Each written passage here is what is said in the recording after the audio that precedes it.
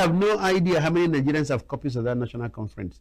So it's not about the talk shop, the ideas. If you read the report of the 2014, many of these issues have been interrogated. Why is our political leadership unwilling to just step back, rethink and reconceptualize, and take a view of the future about where Nigeria wants to go and work to implement them? So you are right that while we may have different forms of democracy in Africa, they're not authentic. They're not endogenous. They don't speak to us.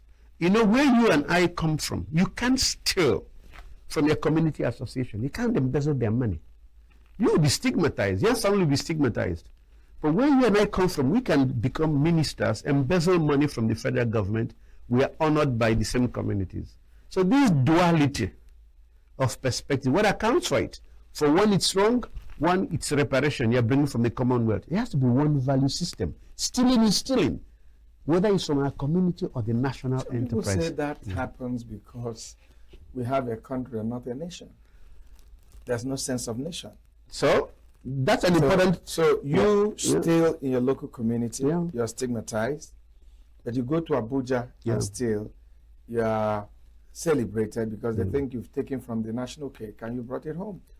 So that's why those conversations. So if you look at the 2014 National Conference and the recommendations, what does it mean to be a Nigerian? What does it mean? What is the nature of the relationship between the state and the citizen? We need to interrogate it, because right now the state is preying on the citizen. The citizen feels that the state is like a mongrel that's preying on it. The citizen doesn't feel connected or that they have a sense of ownership in the state. We need to change that balance. And what we're discussing, this is not rocket science. It's doable. It's been done in many countries. But if people don't recognize that they have a structural problem, and that unless we address these structural problems, the transformations we seek will never happen, we'll continue to trundle along. We are at a critical inflection moment in Nigeria and in Africa. We need new thinking, new conversations for the African transformation. If we don't, our leadership should know that the ground under our feet is shifting. The population of the average African country is 70% youth, under 30, under 35. They have aspirations, they are angry, they are frustrated, they are manifesting that in many ways. One group, of course, has joined some different loyalties, whether they are Islamic or religious, Christian fundamentalism or Islamic terrorism. That's one way of protest. Some are on the streets, they're protesting. If you do just a Google search on the number of protests by young people in every African country, you will be astounded by those results. And then people are organizing because the tools of organization are cheaper and faster. They're using social media. So they can send out a tweet and they mobilize around it. So instead of using a security response to those protests are a symptom of something that devolves around the political, social, and the economic foundation. You don't solve issues of a political, social, and economic nature with a security approach. You solve them by listening and talking to them and building consensus. Let nobody think that they are more nationalistic than the average citizen. The youth feel more nationalistic. That's why they are on the street. So if we can't address those questions, I am afraid that we're going to have a period of uncertainty in a number of African countries until we begin to, pull ourselves back and reinterrogate all of those issues. Your Excellency, one of the countries in Africa that globally people say that they're trying to do the right thing is where you represent the Secretary General, Rwanda. And you've been there for a while. What is Rwanda doing right that countries like Nigeria, for instance, will need to copy from? Excellent question. Thank you very much. And I'm not trying to recommend Rwanda that every other country should seek to be like Rwanda. We shouldn't, because our histories are different.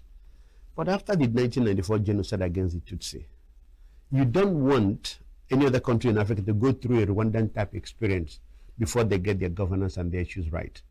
But Rwandans came to a certain conclusion. Number one, they agreed that they must live together in unity. Number two, they agreed that they must rely on themselves for whatever they want to do. Number three, Rwandans agreed that they must be ambitious in what they want to do. Three things. Between 1998 and 2000, they have what they call the ENUGU dialogues. These are national dialogues on a daily basis. What should the new Rwanda look like? What kind of Rwanda do you want to create so that the experience of the genocide don't happen? That was what informed their 2000 constitution. And they went to elections. It's informed the nature of the governance. A key element of governance in Rwanda is what they call homegrown solutions. So don't come to Rwanda and start recommending what has happened in any part of the world. Rwandans will say, we have something that is similar, that works for us, it's part of our history, we're going to pick it up and we're going to use it. So homegrown solutions is the key part of Rwandan governance. Number two, Rwandans write policies like the rest of African countries, but Rwanda is the strongest in terms of policy implementation.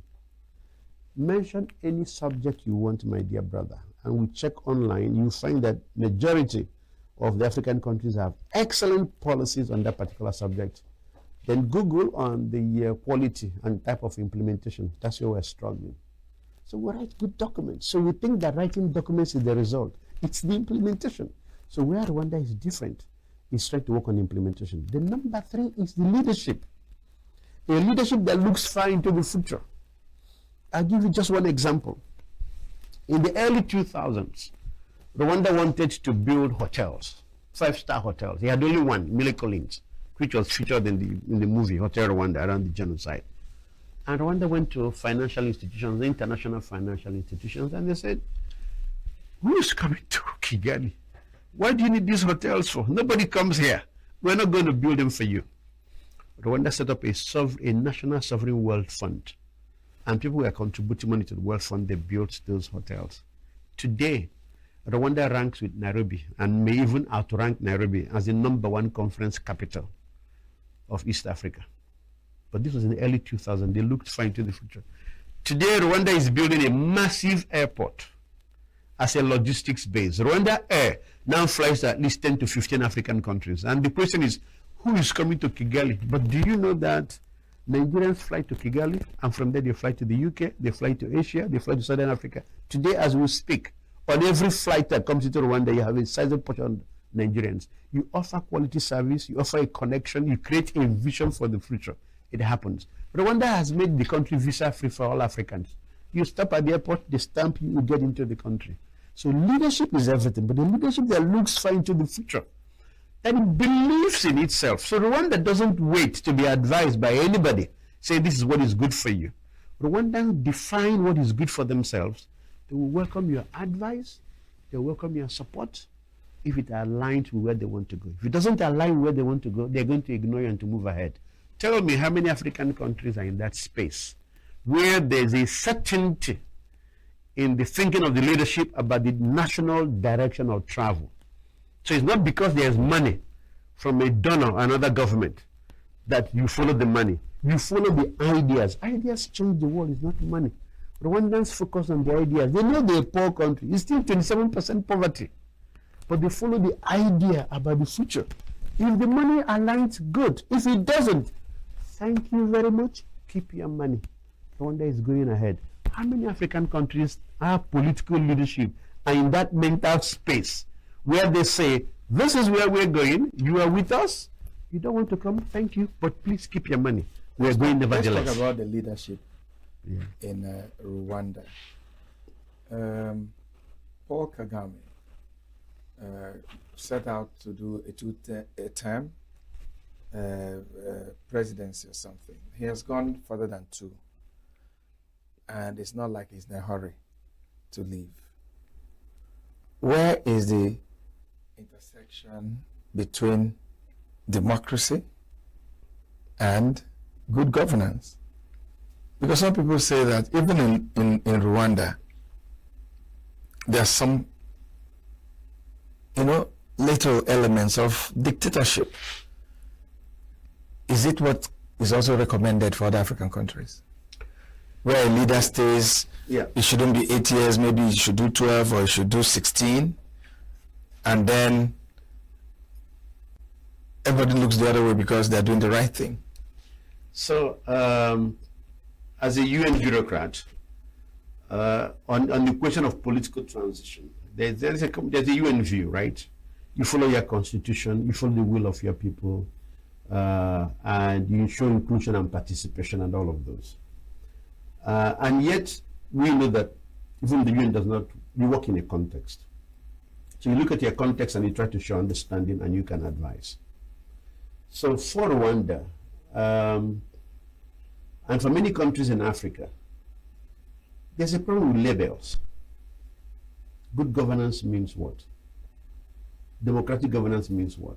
Because the biggest challenge for countries like Rwanda and many other parts of Africa is that the logic of good governance was part of the Washington Consensus, the post-1991 collapse of the Soviet Union, and the political transition of many African countries. So we will help you become multi-party systems, and we will give you money if you meet these conditions.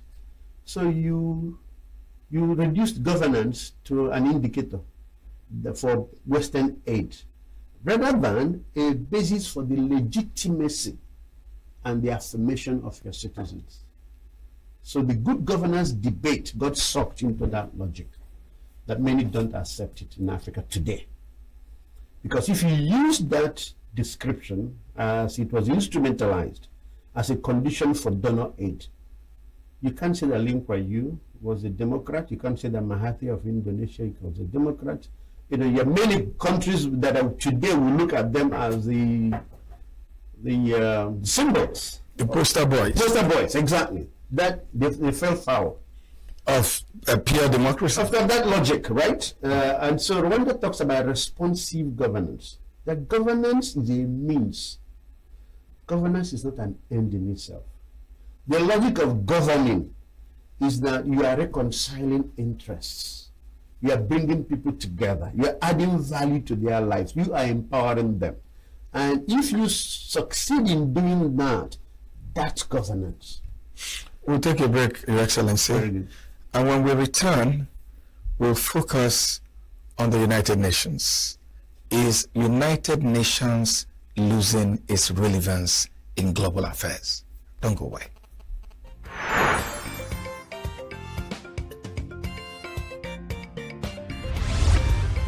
Signature TV, news in your pocket.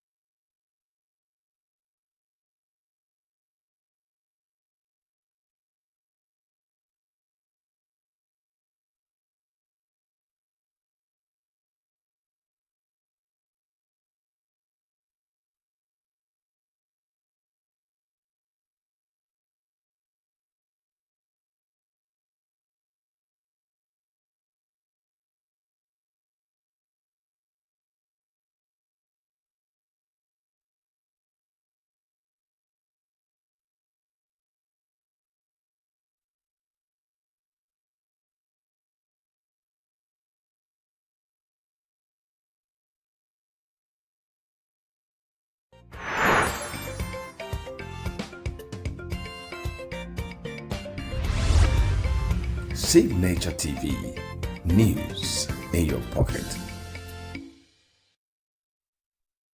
If you're just joining us, you're watching Signature TV.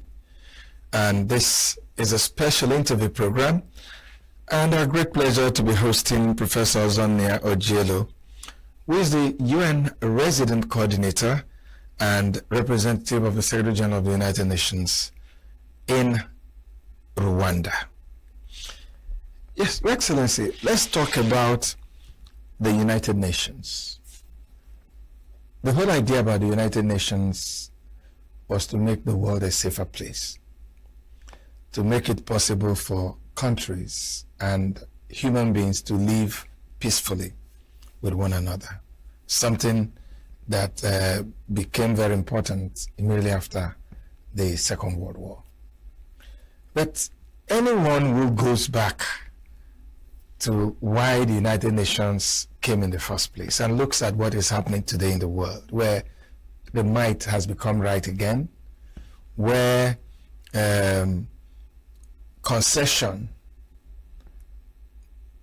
and agreement is no longer important in decisions made by individual countries, where the United Nations condemning or not affirming an action means next to nothing. People will say, after more than 50 years, was it really worth it for the world to put so much energy in the United Nations? You work for United Nations. Do you think, like the rest of us think, that the United Nations is losing its relevance? Actually, I think you're actually in the minority. So it's not the rest of you thinking that and you're asking the question not because you believe in it, but as a very seasoned journalist, it's important for you to pose that question. It's been 80 years since the Second World War. We haven't had a Third World War. Because it's difficult to act for what didn't happen, even when you are so close. Even the context that led to the Second World War have manifested themselves in many parts of the world. You haven't had a Third World War. That already demonstrates the power and the logic of the United Nations system. We are at a critical inflection moment in our world history, and that is true. And that's the essence of your statement. At this critical inflection moment, is the UN fit for purpose for the world of today and tomorrow? And the answer would be that the UN also is reinventing itself. Because the UN in 1945, the world of 1945 is not the world of 2025. It's a totally different world. And so while the UN has served well, the nuclear test ban treaties, we haven't had any nuclear attack on any member state. All the international instruments on human rights, on development, on the rights of women, on climate. Look at the amazing changes that have happened. Issues around health, on polio, you name it. There's a host of things that you can mention that under the auspices of the UN, they've led to better quality of life, better economies, fairer societies, more inclusive societies, protection of human rights. That's what it's led us to. But in this critical inflection moment where many in the world, it's not a duopoly. We had the East and the West, and then in the immediate collapse of the Soviet Union, we say it was a unipolar world. Today is a polycrisis. It's a multipolar world. So you have different centers of power and activity, and organizing them becomes even more difficult. So the UN is in that search for a reinvention. So what has happened is that 2 years ago, 2023, the Secretary General convened the UN General Assembly and they adopted the Pact for the Future. Sorry, it was last year actually. What does the Pact for the Future say? It has key dimensions around development, around peace and security, the importance of multilateralism, the importance of finding solutions to problems as we see them, the issue of digital inequity, that some parts of the world you already have a digital appetite, and with AI it's making it even more difficult that certain parts, particularly in Africa, are being left behind. But also a pact for future generations. We are trustees, and that those coming after us have an interest in the world that we see. So that pact for the future was groundbreaking, and it was followed in 2023 by a political declaration on the Sustainable Development Goals. The prevention of poverty is in development. How do you make development work for the people? So what the UN offers is a platform that does not exist anywhere else for finding consensus. Maybe it is important to remember that the UN doesn't have an army. The UN is a moral authority. It's a moral voice. If you look at all the conflict issues in the world today, the Secretary General has been very clear. He stands on the Charter of the United Nations. The purpose is to prevent the scourge of war as happened in the Second World War. And that the declaration talks about we the peoples. It didn't say we the governments. It said we the peoples. The United Nations for the people of the world. But who will make it happen? It's the member states. So when you have member states that have these proclivities, as you mentioned, about might is right, it's in the inter platforms of member states you need to discuss and say to them, hold on, this can't work, we don't agree. And it's happening in many places already.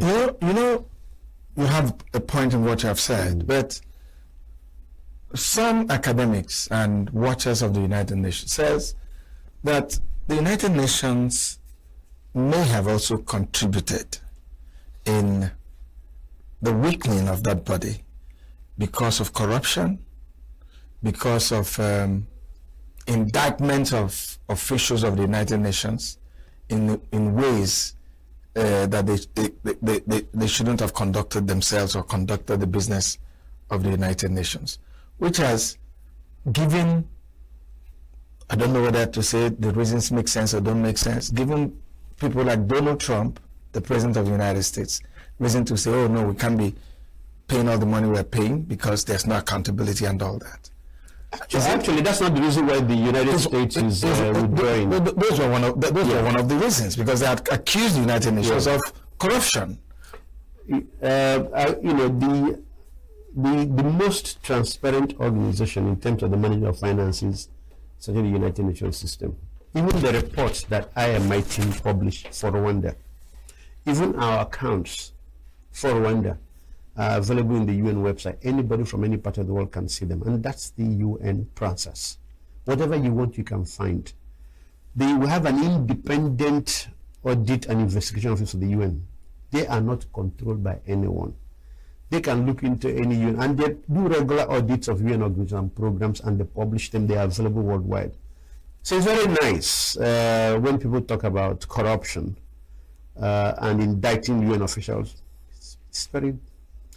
There may be one or two agencies where some of the leadership may have been indicted, but follow the news. You will see that the full process of accountability and law was thrown at those people. The Secretary General will be the first to withdraw anybody's immunity if they are found by a proper investigation to have been culpable in any malfeasance or corrupt process.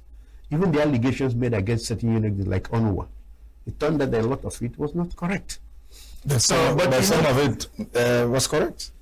Actually, we can get into the weeds, but you can't use one. When you say you allege that some have links to somewhere or there's overpricing, and then you tar the entire organization of more than 60 agencies. And remember, the UN has pillars. You have the peace and security pillar of the UN. You have the development pillar. The development pillar has more than 40 UN agencies on the development pillar. Then you have the humanitarian pillar.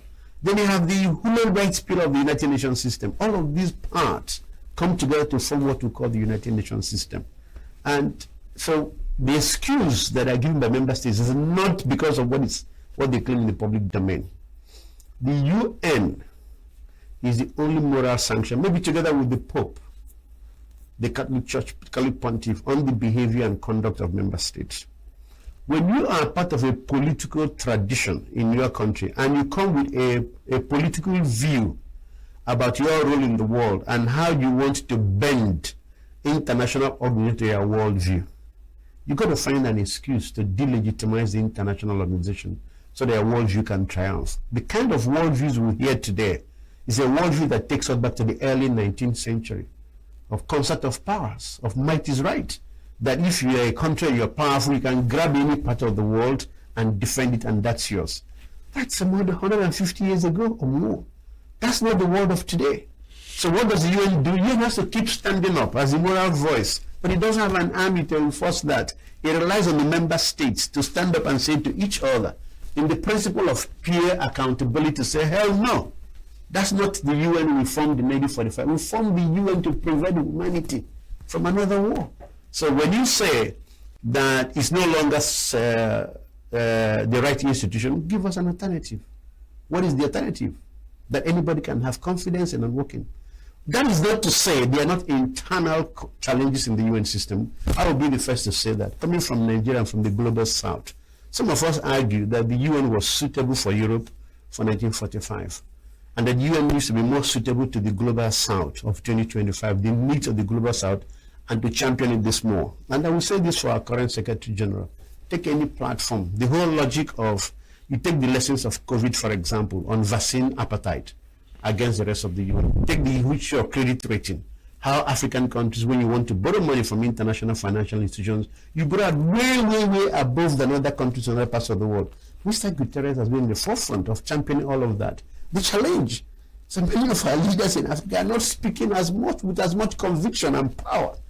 And Mr. Guterres is saying, no, we will not accept. Coming together as Africans, so we don't accept. On climate issues, he's been very strong. He just came out of TICAD, the Tokyo 19 International Conference on Development. Very strong views on issues of Africa. We were with him 2 weeks ago in our was at Turkmenistan on landlocked developing countries. The special needs of countries that are landlocked in parts of the world. Issues around logistics, transportation, digital access, energy. These are big issues.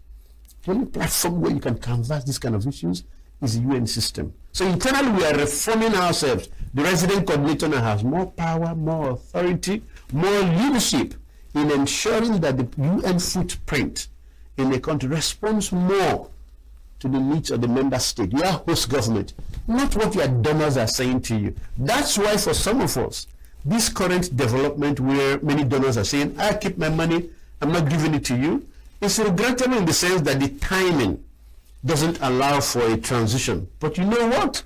I'm saying good opportunity for Africa. Thank you. It's your money. We don't pay tax in your country. You want to keep your money? Please do. But African countries, where are you? The tax to GDP ratio in many African countries are 14%.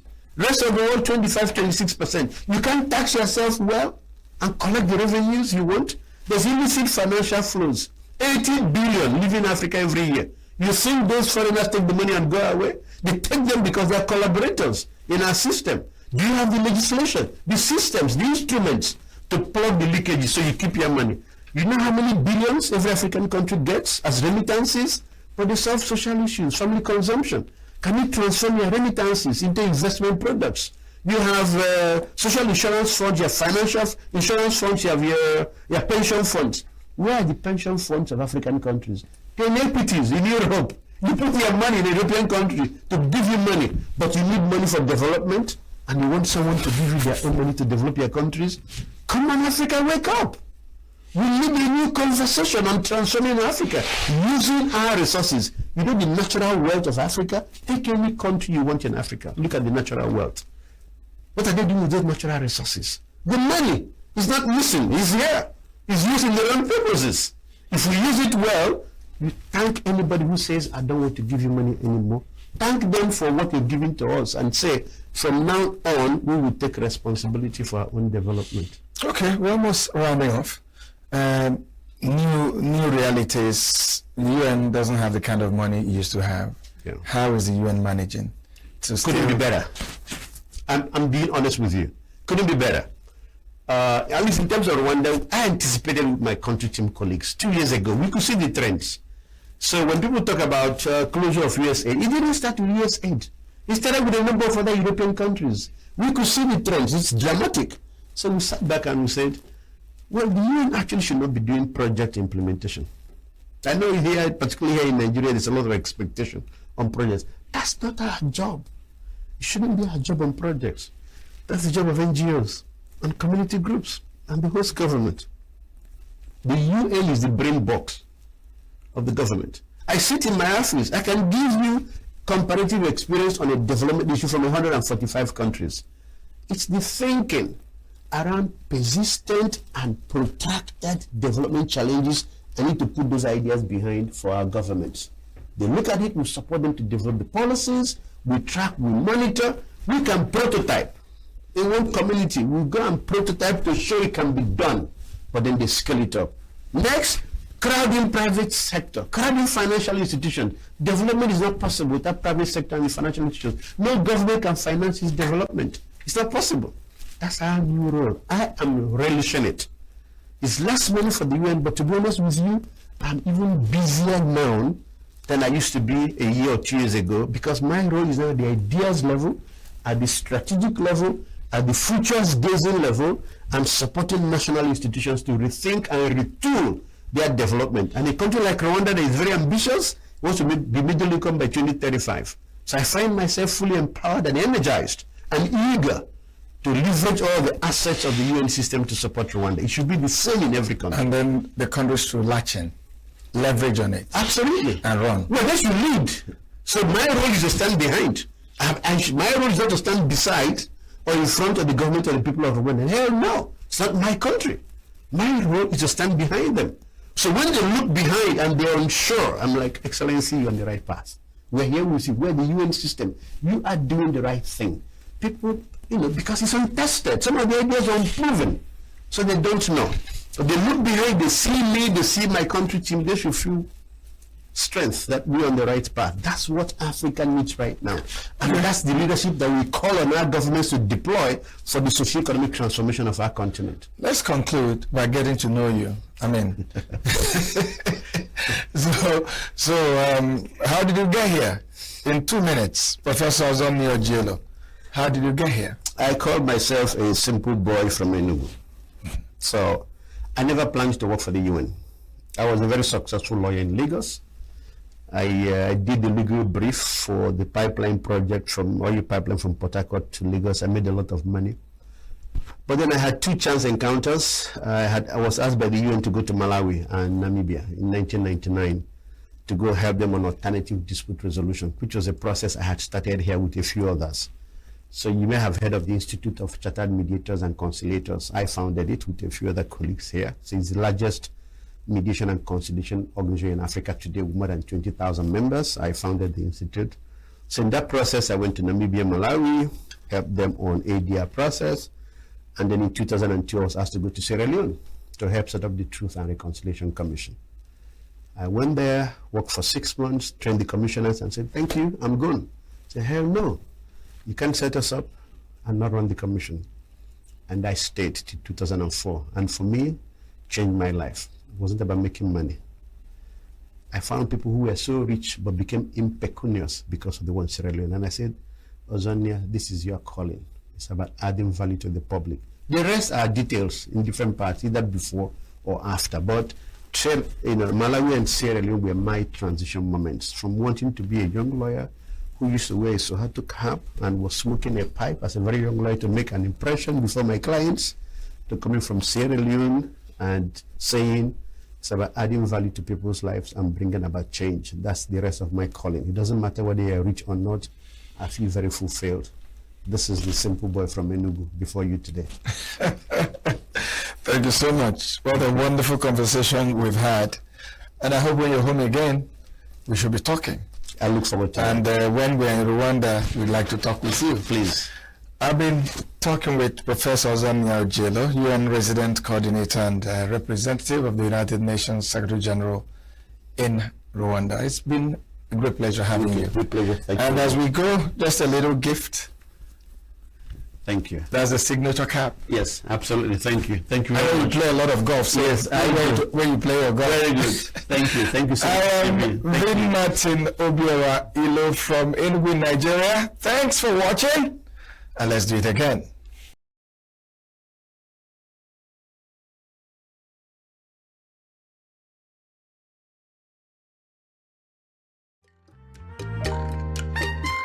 The way we see the world shapes the way we change it. Gender isn't just a checkbox, it's a lens. One that helps us understand the world more deeply and act more fairly. Gender Perspectives, a program for those ready to see more, do more, and be more. Designed to challenge assumptions, ignite conversations, and build inclusive solutions across every sector of society. We are not, fighting the men. We are not saying we are equal in terms of rights. We're only asking they should recognize our existence. Join us on Gender Perspectives, showing every Saturday by 4 p.m. Repeat every Wednesdays by 5 p.m. and Thursdays by 3 p.m. Change begins with perspective. Let's widen yours.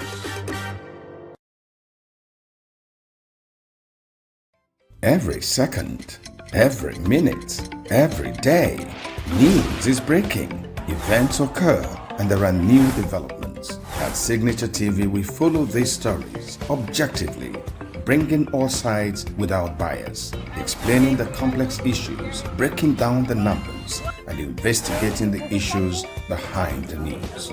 Anywhere and everywhere, near or far, wherever the news is, we will be there. Signature TV. News in your pocket.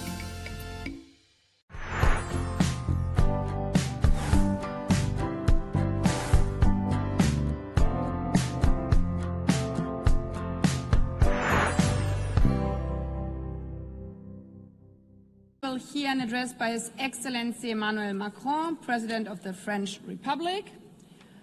I request protocol to escort His Excellency and invite him to address the Assembly.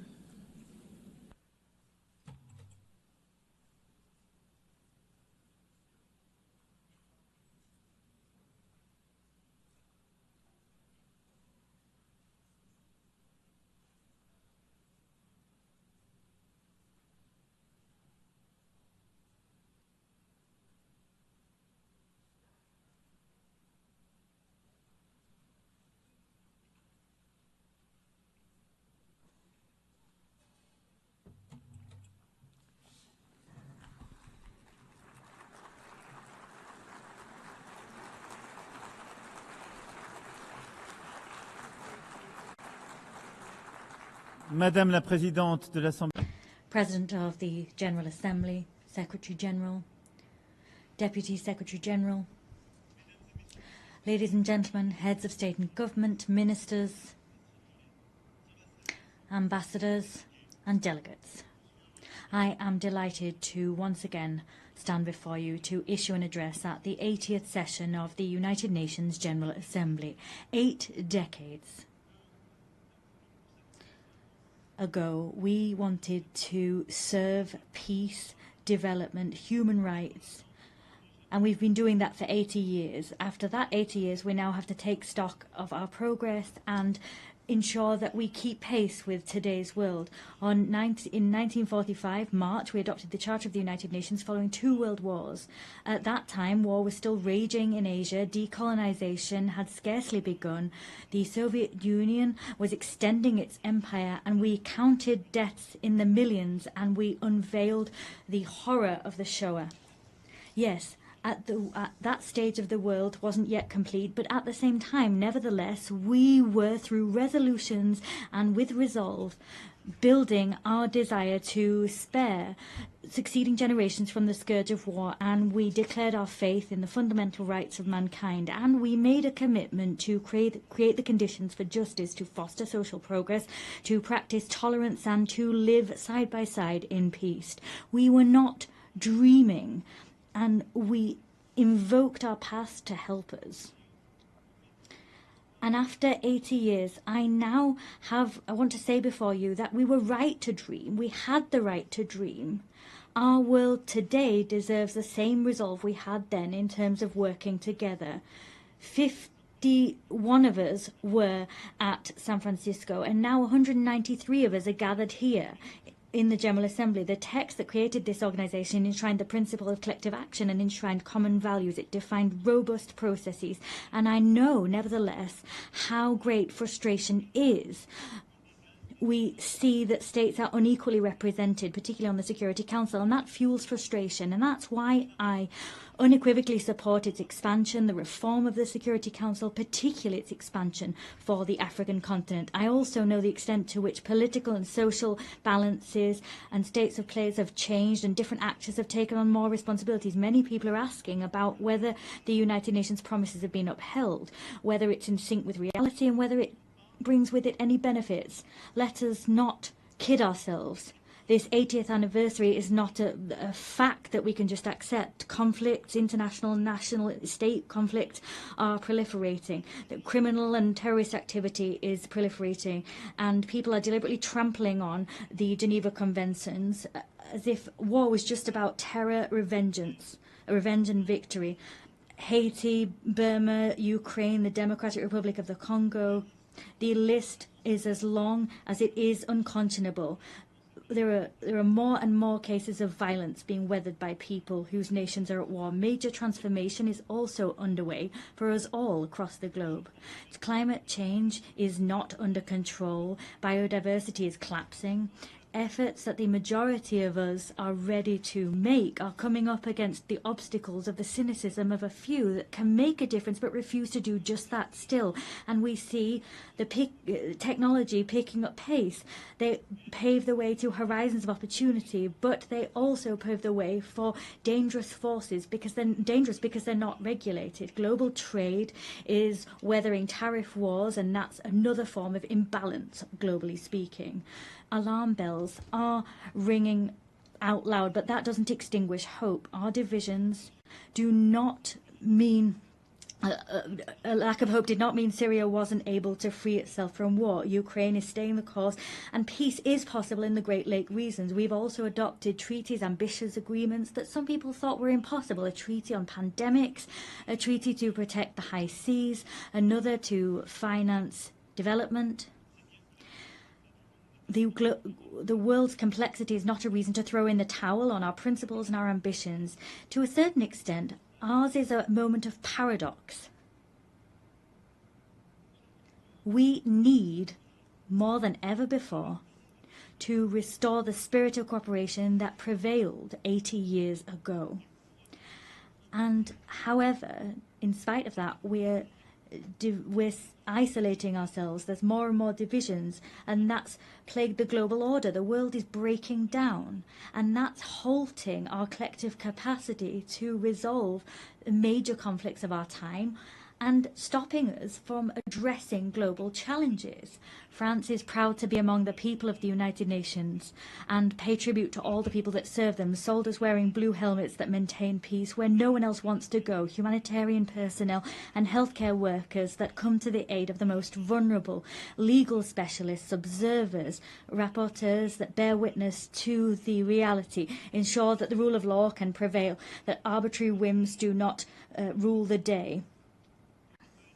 I'm talking, of course, about our NGOs, our nurses, our journalists, and many other people who bear witness to the fact that this organisation cannot be replaced. It is for this reason that those that are its harshest critics are also those that want to change the rule of the game, because they want to exert domination. And these are people that do not want the common good to prevail. They want to serve their interests, and that is the major risk of our time. The risk of seeing the facts as they are just become the ongoing state of play. We don't want to see might is right prevail, but that's the risk. We don't want to see the selfishness of some people win the day. That's the risk. The risk is that some people, an elite, will decide the course that the world will run, and that they will forget that there's an international community. There needs to be respectful relations between peers. There needs to be cooperation between peers. That alone makes peace possible. That alone makes it possible to address climate change, to have a successful digital transformation, or to fight against military proliferation. It is for this reason that 80 years later, our priority is to really find the crux of effective multilateralism, to get back to that gem, collective effectiveness. We need to be clear here. The anti-game of some people makes it almost impossible for our organisation to be collectively effective. They're playing against us. We need to work together to get back to that collective multilateralism. There's no point here in dividing the North from the South to think that there can be a united West in the face of a global South.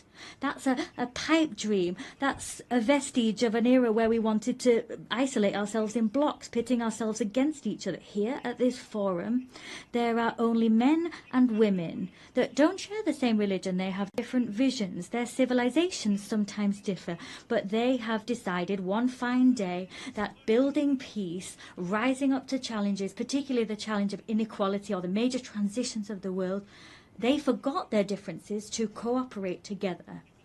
It is for that reason we need to consolidate existing rules and the institutions that guarantee our collective authority and our collective effectiveness. Human rights remain the very fundamental pillar of the United Nations House, and they give coherence to all of the action we undertake. And at a time when conflicts spread and increase in number, we also have mass human rights crises that we're facing at the same time. Our duty is to ensure that there is a respect for international humanitarian law. We proposed ensuring that as part of the global initiative that we champion alongside a number of counterparts: South Africa, Brazil, China, Jordan, Kazakhstan, and the ICRC. Let us support the ICC in its fight against impunity. Let us allow the orders of the ICJ to be implemented, their rulings be upheld. The authority, the force of law is our best chance in stopping the rule of might is right from prevailing.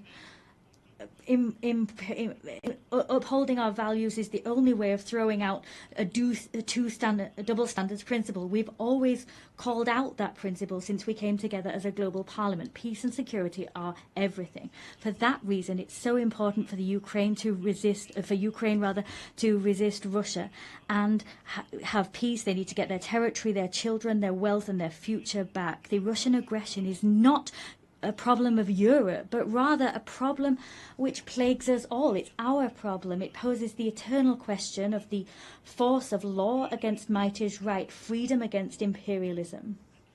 Ukraine didn't want war. Ukraine wants peace. France too wants peace. The Europeans want peace. The United States of America want peace. As such, Ukraine has a fundamental right, that is to live in security and to no longer fear that Russia will attack once more. It is for this reason France, with the United Kingdom, built a coalition of the willing, bringing together 35 nations to give Ukraine crucial security guarantees for the long term. As such, we're creating the conditions for a robust, just peace which will allow the Ukrainian people to really be masters of their own fate. And what happened in recent weeks in Poland's airspace, Mr. President, Romania, the provocations that we saw in Estonia and elsewhere are the proof that all European people are also challenged by threats of Russian destabilization. And unity can thwart those. Ukraine has often said it's ready for a ceasefire and can agree to negotiations. It accepts them. It's now up to Russia to prove that it can choose peace, even at a time it's stepping up attacks against Ukrainian civilians and the provocations to which I've just referred. France is ready as we wait to stand shoulder to shoulder with Ukraine alongside our European partners and all those that understand that we need to hold Russia back to preserve the global order. And I welcome the proposal we saw a few hours ago from the President of the United States, recalling the gradual weakening of the Russian economy. I welcome what he said, the on-the-ground failures of Russia. In more than 1,000 days, Russia's hardly gained 1% of Ukrainian territory. There have been so much loss, so many civilian victims, and few territorial gains. I welcome the fact that the President of the USA believes in Ukraine's ability not only to hold the course, but to uphold and ensure its rights prevail with us. It's because there is this refusal of double standards that France will stand side by side with Ukraine as we do for peace in the Middle East. Yesterday, we adopted a credible plan to put an end to the war in Gaza, to preserve a two-state solution, Israel and Palestine, to allow the release of all hostages and to save so many lives. We've charted a course towards peace, which requires first and foremost that hostages still in Hamas's hands are released, that strikes on Gaza cease. And I am delighted that Saudi Arabia and France have convinced a large number of the members of this assembly to sign the New York Declaration. 142 members of this assembly have signed that declaration. We've held out our hands to forge the path towards peace, immediate peace, release of hostages, ceasefire, stabilization of Gaza, the demilitarization and the dismantling of Hamas. and a reciprocal recognition of two states and a Palestinian state which is demilitarized, which recognizes Israel, an Israeli state which recognizes the state of Palestine, and all the states of the region that have not yet done so, we hope will recognize the state of Israel. Through this mutual recognition, that is in fact a path towards peace. It's also the stability of the region as a whole that we seek to build. There cannot be any security or stability for Israel if we have a permanent war being waged with its neighbours. Peace with Palestine, in the West Bank and in Gaza, and throughout Jerusalem. Peace in Lebanon. There, the struggle against terrorism cannot be waged to the detriment of sovereignty of the Lebanese people. And it's for that reason I am delighted at the work that we have undertaken hand in hand with the United States of America, with the United Nations and UNIFIL to build this path that will make it possible to restore Lebanese sovereignty, to make the Lebanese armed forces once again able, with UNIFIL, to really anchor their sovereignty and to build this monopoly over weapons, a monopoly that can only be held by the Lebanese armed forces. Lebanon breathes easier when Hezbollah is weaker, and the rest of Lebanon will breathe even better when all of armed caches, when all of the arms held by Hezbollah are back in the hands of the Lebanese armed forces. There's no other choice. We'll soon hold a support conference for the reconstruction of Lebanon. And we'll also support the conference that our Saudi friends will hold, supporting the Lebanese armed forces. In the same vein, Syria must recover its unity and its sovereignty. Syria is freer since Assad's regime fell. I received the transitional president in Paris. I welcomed him there. I'll see him again tomorrow. And with several states of the region, we are striving so that Syria can respect all components of its civil society, because that's where its strength lies. At the same time, it's in finding that unity once more, they will be able to also fully recover their sovereignty.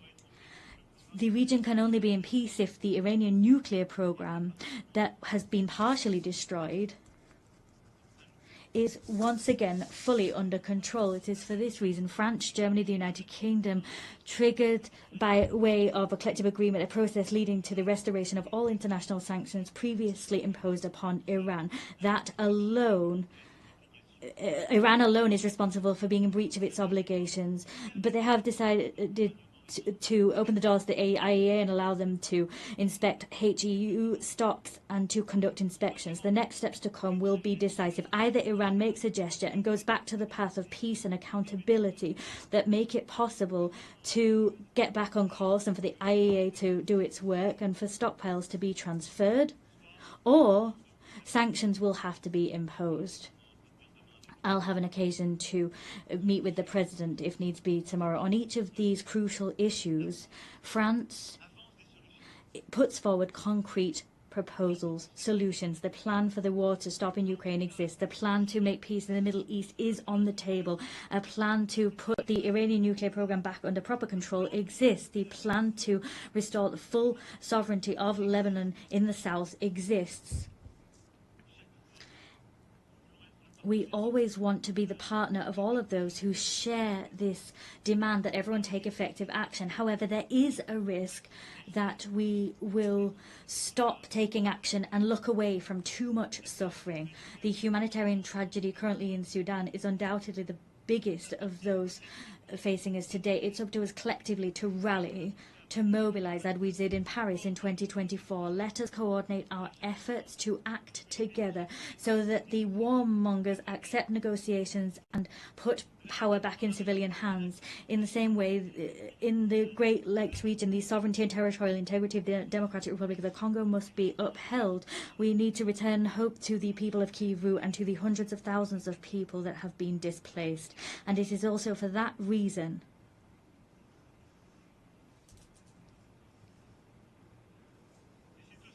And it's also for that reason that we will meet next month in Paris, all of those able to respond to the humanitarian urgency and bring together initiatives of peace. And I'm delighted at what's been done by the African Union, by so many neighbours, Qatar, USA, but the humanitarian emergency needs to be addressed. We cannot forget any of these conflicts. We have no right at any time to lose heart. This capacity to take a leap of action is our source of strength. That's what brought us together 80 years ago. We have no right to get tired, to show fatigue. Well, there are so many crises, one after the other. I'm quite clear-sighted alongside you when I look at today's world. Everywhere we see the risks of proliferation once again return, and new threats emerge.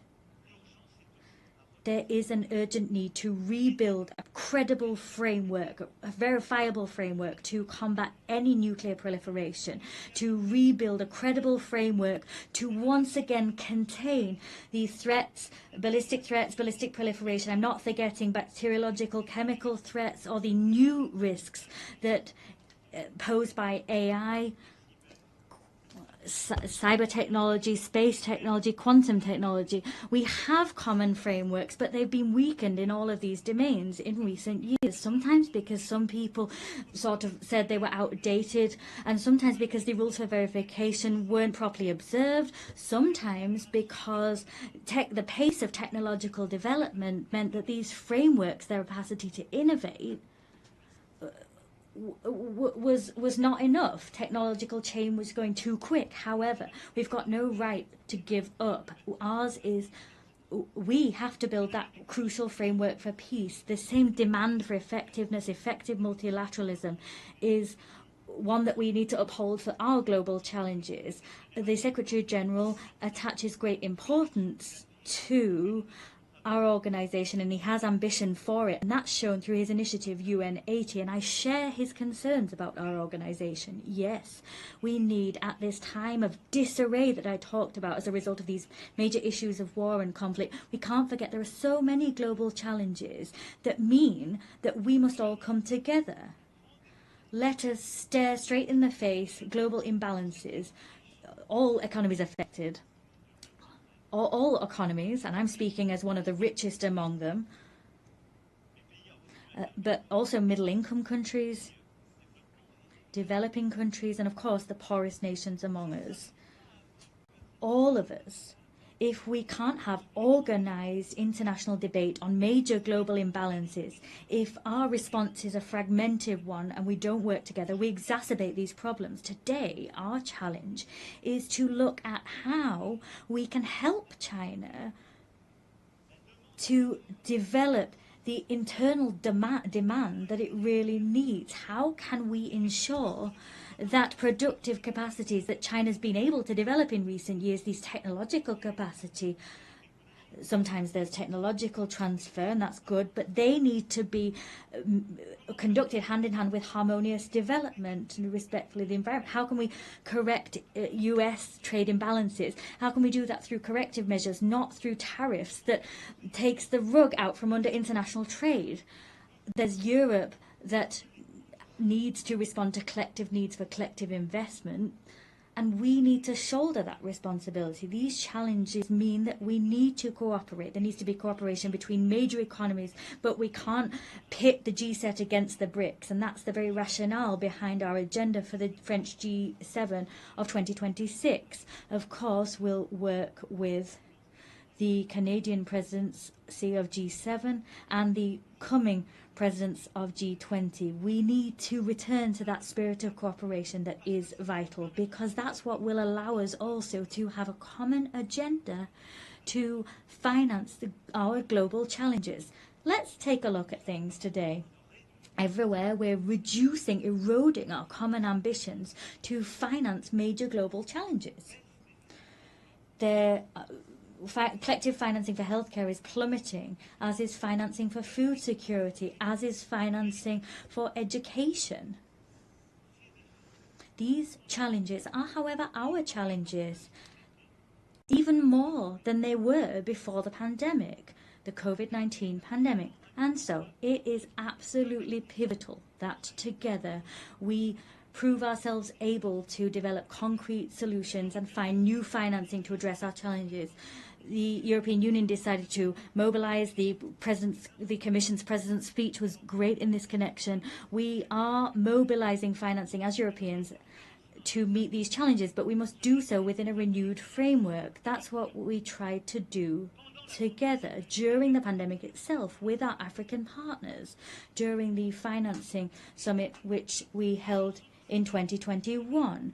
The work we did there was work we continued at the 4P summit, where we developed this pact for the prosperity of peoples and the planet. Ultimately, the agendas were the same. Together, we need to work together better to address global economic imbalances. We must develop an agenda of growth everywhere, but we must do that to also help countries to finance education, healthcare, stabilization and food security, and help them to address challenges of biodiversity and the climate. Let us come off the horns of a dilemma. We don't need to choose between growth, climate change and biodiversity. We can do everything if we mobilize private and public financing within a framework that brings together, reconciles east, west, north and south. That's the framework we've built. And now what we need to do is expedite the transition that's already underway. And I thank you all. The heads of the World Bank, the IMF, have commented on these efforts, but we need to go faster. The frameworks we developed have already become obsolete. We need to mobilize more private financing to accompany transitions in middle-income countries, developing countries and the poorest nations. We must develop guarantee mechanisms that losses will be covered, and we need to mobilize more private financing to help those countries and help them to grow. That is vital if we want to avoid crises, destabilization tomorrow. This agenda is an agenda which brings us together and in some way forces some people to cast aside selfishness and avoids a situation whereby others are alone facing their challenges. It is for that reason we must also continue. Whatever the ill winds that blow, continue to mobilize to stop biodiversity loss and help the climate. As I was saying, together we were able to notch up victories recently. The Nice Treaty that entered into force through collective rallying. We finally have a regulation framework for our oceans. That was something we've been waiting for decades. The same collective mobilization is what we must see on plastic.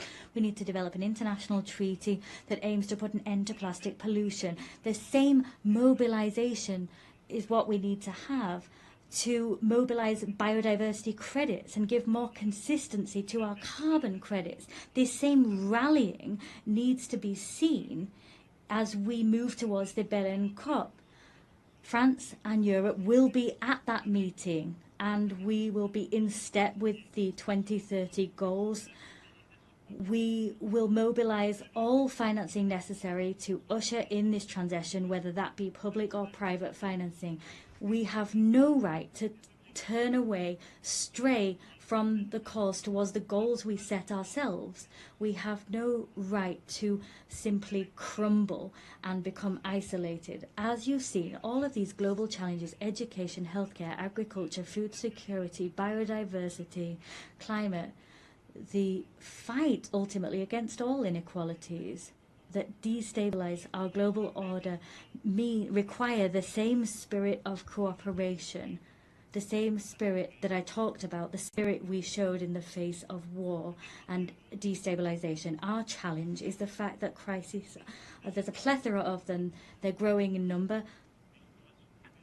My speech was long and quite comprehensive, but I do reassure you I'm coming to an end. But I forcefully say to you once more, in spite of all that, in spite of the long list that sometimes gives the impression that we might be overwhelmed, our duty is to remain on our feet and to continue to act together. 80 years ago, those that preceded us were facing collapse. The war hadn't finished. The worst had just come to pass.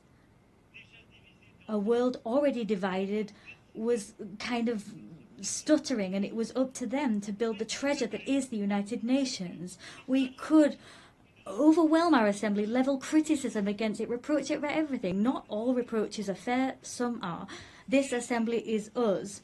If it's ineffective, it's because some people are blocking it. And sometimes it's the most powerful. If it's not going fast enough, it's because people don't have enough resolve to make things move forward. The United Nations is all of us. There's one thing. It's that we don't have a right to be cynical. We don't have the right to get fatigued. We can't have this defeated heart, because our world is here before us, and our risk, the risk that we face, is that of fragmentation, that the law might is right will prevail, the status quo prevailing, cynicism, and to some extent that we will lose control. Yes, the loss of control. That's what all of our peoples are experiencing. Fear in the face of a future they no longer control. The fear in the face of migrations that they're weathering, a climate that we can no longer control, fear of inequalities that we can't bring under control, a fear in the face of a war we can't stop. This fear has one friend, the strongest friend, the mightiest person that was able to prevail, the cynic that was allowed to prevail. We have one responsibility, that is to act together, build this multilateralism once again with the same faith, with the same resolve as the founding fathers of this assembly. We need to do that with even more effectiveness, but with the same will. We cannot give ground to injustice. We can give nothing to fatality or the sense of the inevitable. We need to act, act, and act. So it's up to us to do just that together. I thank you.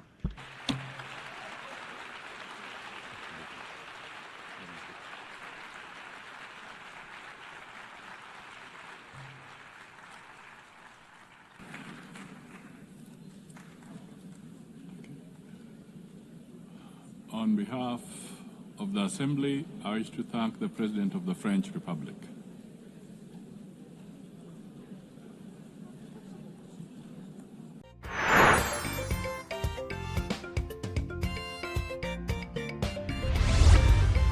Signature TV, news in your pocket.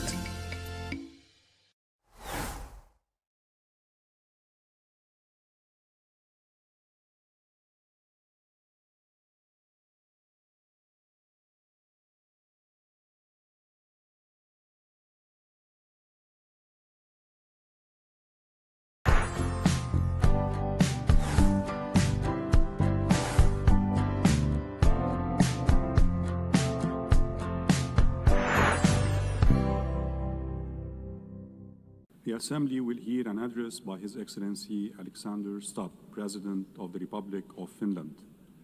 I request protocol to escort His Excellency and invite him to address the Assembly.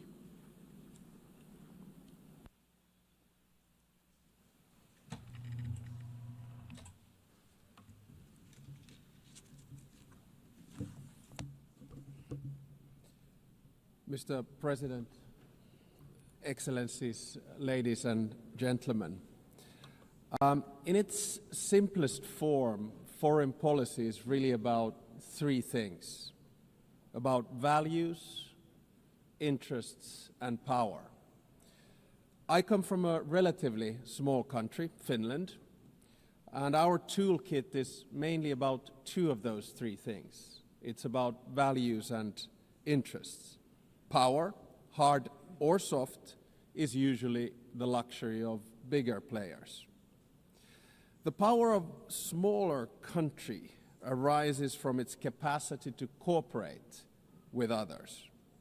Smart diplomacy gives smaller player at least relative influence. The UN is, of course, case in point.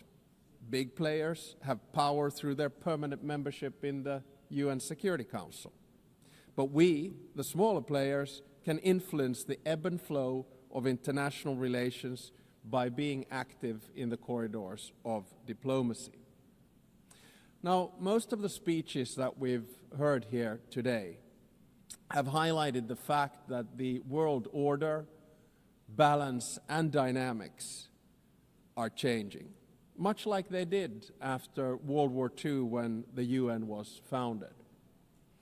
I actually think that the post-Cold War order is over, but we don't know what the new order is going to look like. It will take at least 5 to 10 years for things to settle. And my message to this assembly today is that regardless of the size, each and every member state of the United Nations has agency, a say in how the new world order will look like. It is important that we all use this power wisely and responsibly. Now, I fully appreciate that our interests differ, depending on our geographical location, history, state of development, or culture. But fundamental values are something we should all share. We have commonly defined some of the most essential of them in the UN Charter. Today, I want to do 2 things. First, analyze where we are, and second, give my proposals on what we might want to do together. To understand what's currently happening in the world, I'd like to raise 3 different but yet related developments. First, it seems to me that there's a growing tension between multilateralism, in other words, an order based on the rule of law, and those that speak the language of multipolarity or transactionalism. So difference between multilateralism and multipolarity. Now, I can understand the temptation and the rationale of the proponents of multipolarity and transactionalism. But can they solve the world's biggest challenges, such as climate change or sustainable development? Today, I see many states, both big and small, pursuing transactional or multivectoral foreign policies. In essence, their aim is to diversify their relations with multiple actors rather than aligning with any one particular bloc. Now, this can be opportunistic, but it may also be justified and reasonable. This depends on political choices.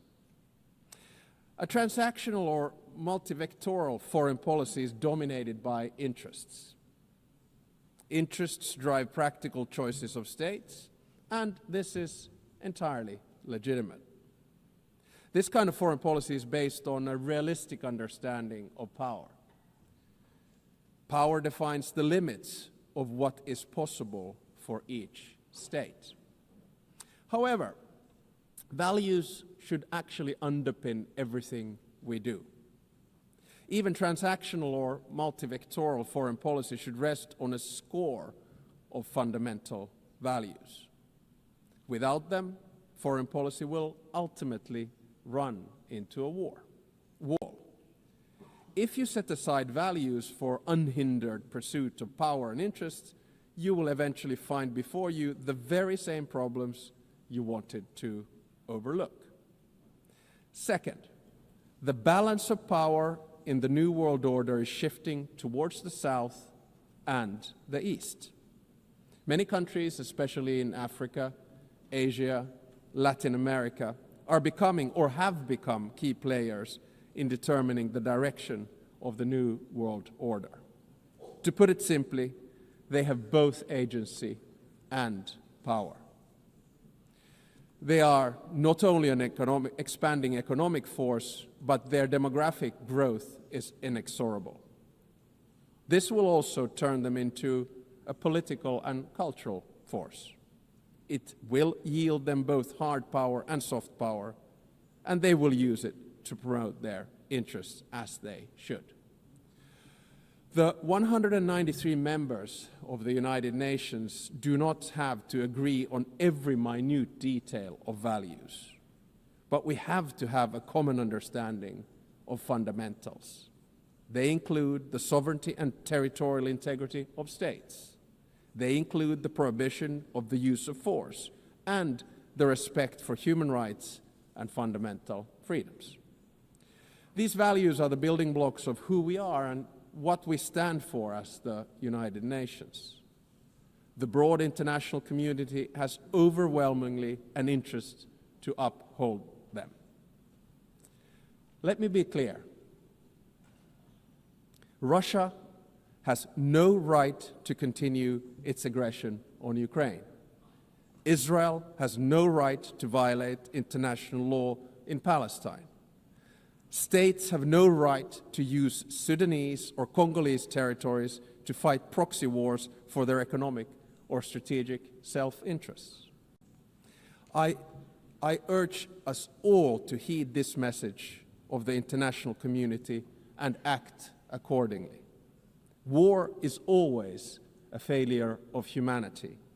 It is a collective failure of our fundamental values. It is a failure of us as human beings. Thirdly, I would like to say a few words about the state of the United Nations, the institution where we are. The UN was created to maintain and promote peace, stability, development, and friendly relations among nations. In order to achieve this, the balance between the three elements was required. The power at the highest level was represented by the UN Security Council. The interests of the wider membership were reconciled here in the General Assembly, and the values were enshrined in the Charter and consolidated as rules of international law. Now, unfortunately today, the UN is struggling to fulfill its central promise of delivering peace and stability. We can always blame each other, but at the end of the day, it's a collective decision. Countries have increasingly taken the liberty to break the rules of international law and to use force against other people's territories and suppress other nations. The United Nations of today does not sufficiently reflect the realities of the balance of power. All too often, it fails to serve as a forum for the coordination of interests, and the values at its core are too often not respected in good faith. We all want to have the freedom to make choices and a possibility to influence the world around us. Today, many countries are seeking answers in multipolarity or transactionalism. If the UN fails to deliver, this trend will accelerate. So, let me sum up in the terms of the three pillars: values, interests, and power. Our values can divide us. Fundamentally, however, they should unite us around the basic principles of humanity, the rule of law, and the prohibition of aggression. Our interests differ, and it's only right that we promote them. However, our choices have consequences. Opportunism will eventually be forced to confront the problems it tried to ignore. Power will constantly seek a new balance. We must adapt to change. Nevertheless, we should not allow the rise of hard power to blind us. The power of legitimacy, integrity, and rules will remain strong. So let me get to my second part, from the situation to possible solutions or things that we could do together. Never before in history has humankind had such means of innovations at its disposal to solve the world's most pressing problems. However, the current direction is wrong in so many ways. There are more wars than at any time since World War II. The world is becoming increasingly divided. And so are our societies, and the measures to deal with climate change and sustainable development are lagging behind. In different parts of the world, we're witnessing immense civilian suffering and blatant disrespect for humanitarian principles. For me as a Finn, Russia's war of aggression in Ukraine not only reminds me of our past, but is directly linked to the security of the part of the world where I live. On the other hand, there is aggression and total disregard for civilian life, and an attempt to undermine the fundamental principles on which the international order is based. On the other hand, there's a bastion of freedom that is defending its right to exist and to make its own choices. The battle for what consequences we will draw from this aggression is not yet over. Recently, there's been serious attempts at diplomatic solutions of the war on the initiative of the United States. There are no perfect solutions to wars. At the same time, we know that any decision made in these matters will have far-reaching consequences in Ukraine and beyond. There can hardly be a stronger unifying interest among the UN's broad membership than our opposition to the wars of conquest. Aggression must not be rewarded. Accountability for the most serious international crimes must be pursued. In the Middle East, civilians in Gaza are experiencing immense suffering. The deepening humanitarian crisis has reached unbearable levels and represents a failure of the international system. At the same time, Hamas continues to hold the hostages it has taken, and many have already lost their lives. An immediate ceasefire is needed in Gaza. That has been reiterated from this podium many times today and yesterday. Humanitarian aid must be granted safe and unhindered access. The hostages must be released. I commend the efforts led by France and Saudi Arabia to advance the two-state solution. The negotiations must meet the Israeli and Palestinian security needs and Palestinian right to self-determination, its legitimate aspiration for statehood and sovereignty. The occupation that began in 1967 must end, and all permanent status issues must be resolved. Correspondingly, the countries that have not recognized Israel must do so. At the same time, the international community must support and strengthen the Palestinian Authority for it to govern the entire Palestinian territory effectively. This is the only viable option for achieving a two-state solution. A stable Palestine will also significantly benefit the security of Israel. In many parts of the world, conflicts are raging, causing immense suffering, daunting task. In June, a peace agreement was reached for the conflict in the Eastern Democratic Republic of Congo. The true test, like with all peace agreements, lies in its implementation. Does it stick? There's a humanitarian crisis of alarming proportions that compels us, all of us, to respond. Peace processes should not be transactional. They must be guided by international law. All countries and stakeholders in the region must be engaged and committed to achieve sustainable peace. The presence and involvement of the UN is essential. I would also like to stress the crucial work carried out by journalists amid conflicts and in other difficult circumstances. Attacks on members of the media are unacceptable. Media freedom is the basis for democracy. It is a prerequisite for an open society. The ability of the press to carry out its work is important for all of us. Ladies and gentlemen, the composition of the UN still largely reflects the world of 1945. As the world has changed drastically, so should the decision-making at the UN. Last year, in this very hall, I argued for a reformed Security Council, a council where currently underrepresented regions would have a stronger voice through permanent seats at the table. The number of permanent members should be increased in the UN Security Council. At least there should be 2 new seats for Asia, 2 for Africa, and 1 for Latin America. I think I'm going to say this every year because it's the only place where I get applause. No single state should have a veto power. And if a member of the Security Council violates the UN Charter, its voting rights should be suspended. I believe that these changes I believe that these changes at the top of the UN are necessary in order to maintain the UN's central role in international relations. At the same time, a more comprehensive reform of the UN is needed. I commend the Secretary General for his UN 80 initiative, and I encourage him to take bold and ambitious action. So Finland strongly supports the UN and wants it to succeed. Therefore, we stress the need for true reform to enhance the organization's credibility, relevance, and efficiency. This will ensure that the UN can act.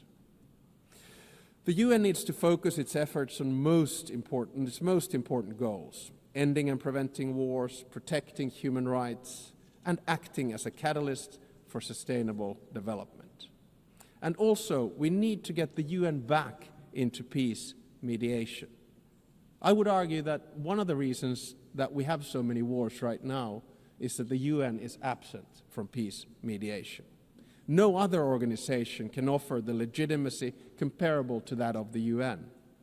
If the UN is absent, conflicts are not resolved without it, which is not in our common interests. The UN is needed as a mediator, and the member states should support it at this endeavor. Finally, Finland is strongly engaged in the work of the UN and will remain so. Therefore, we're also standing for election to the Security Council for the term of 2029 to 2030. Should we be elected, Finland pledges to be a principled and pragmatic partner for peace. We are principled in our commitment to international law with the Charter at its core. We are pragmatic in seeking solutions that truly advance international peace and security, recognizing that progress is often incremental. At the outset of my speech, I said that each and every one of us has agency, a say how the new world order will look like.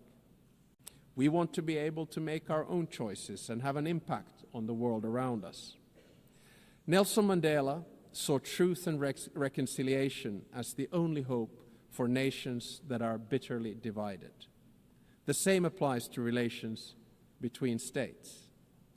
We should learn from history, but always look to the future, bearing in mind that our decisions will shape it. Thank you very much.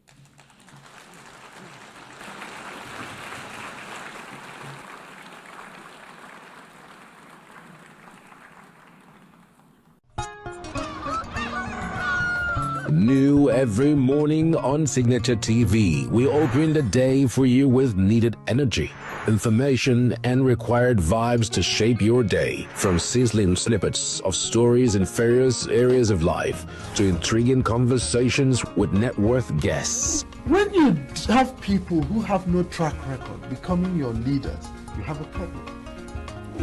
There's no outstanding gratuity when Obi took over from me. I left in all the accounts of Anambra State 13.8 billion for him. Your day cannot be complete without Signature Morning on weekdays and Signature New Day on weekends. There is no better way to start your day except Signature Morning and Signature New Day every day on Signature TV.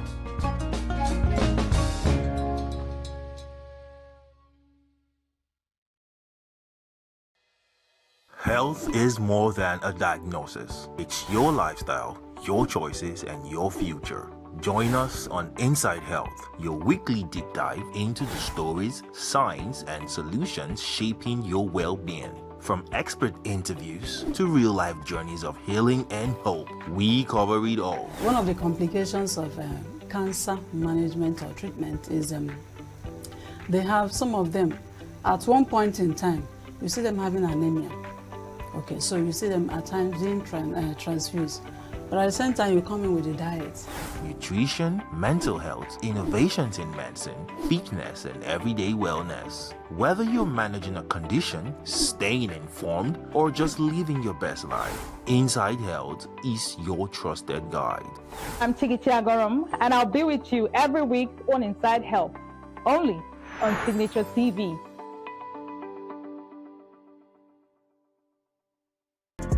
Get plugged into the heartbeat of entertainment on The Hub, your ultimate show on e-vibes.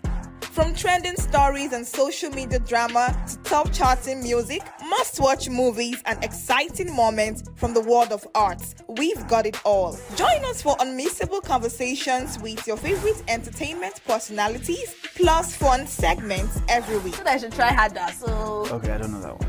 Outfit of the day. Oh, I don't do that. That's some Gen Z stuff. Oh, now you say it's a Gen Z stuff.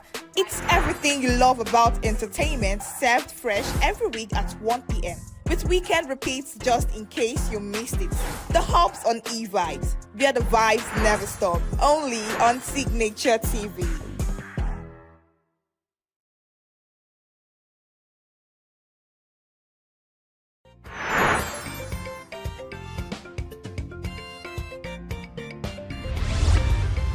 Signature TV, news in your pocket.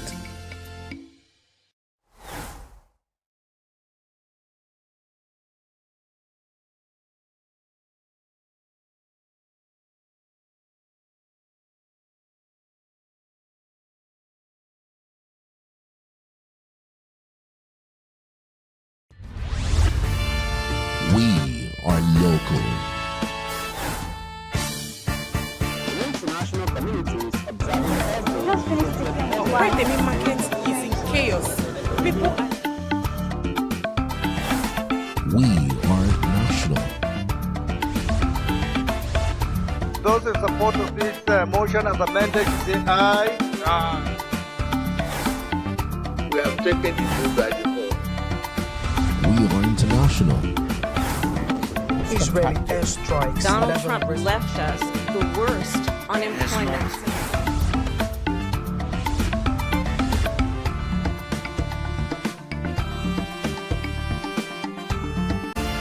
Signature.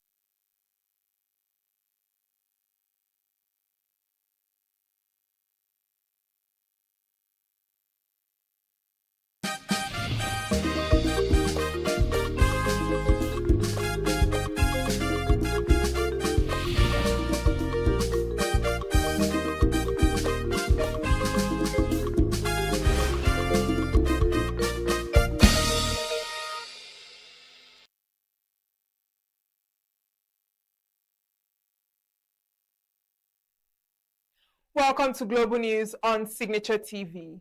I am Uchenna Chimdi Oluoha. In the headlines, rainstorm renders hundreds homeless in Uduma community, Enugu State. Nigeria immigration boss orders probe into alleged border extortion. And federal government says U.S. advisory does not reflect Nigeria's security situation. Details in a moment. Every second, every minute, every day, news is breaking, events occur, and there are new developments. At Signature TV, we follow these stories objectively, bringing all sides without bias, explaining the complex issues, breaking down the numbers, and investigating the issues behind the news. Anywhere and everywhere, near or far, wherever the news is, we will be there. Signature TV. News in your pocket. Hundreds of residents of Uketo Duma community in Aniri local government area of Enugu State have been rendered homeless following a devastating rainstorm. About 80 buildings, including residential, public buildings and churches, were affected, leading to loss of property worth millions of naira, electric poles, economic trees, as well as livestock, leaving the people in agony.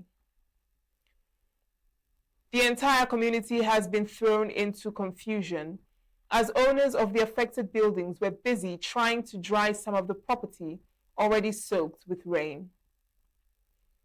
The traditional ruler of the Uketo Duma community, Igwe Patrick Oshiekwe, likened the incident to a hurricane and appealed to government at all levels, corporate organizations, and good-spirited individuals to come to their aid.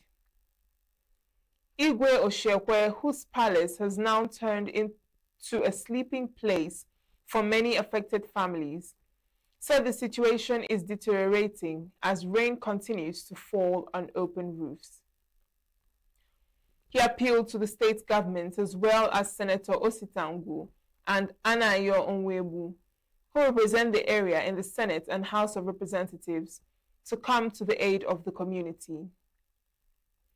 A similar call came from the President General of the community, Jeremiah Njoko, expressed shock, noting that members of the community cannot trace the cause of the incident.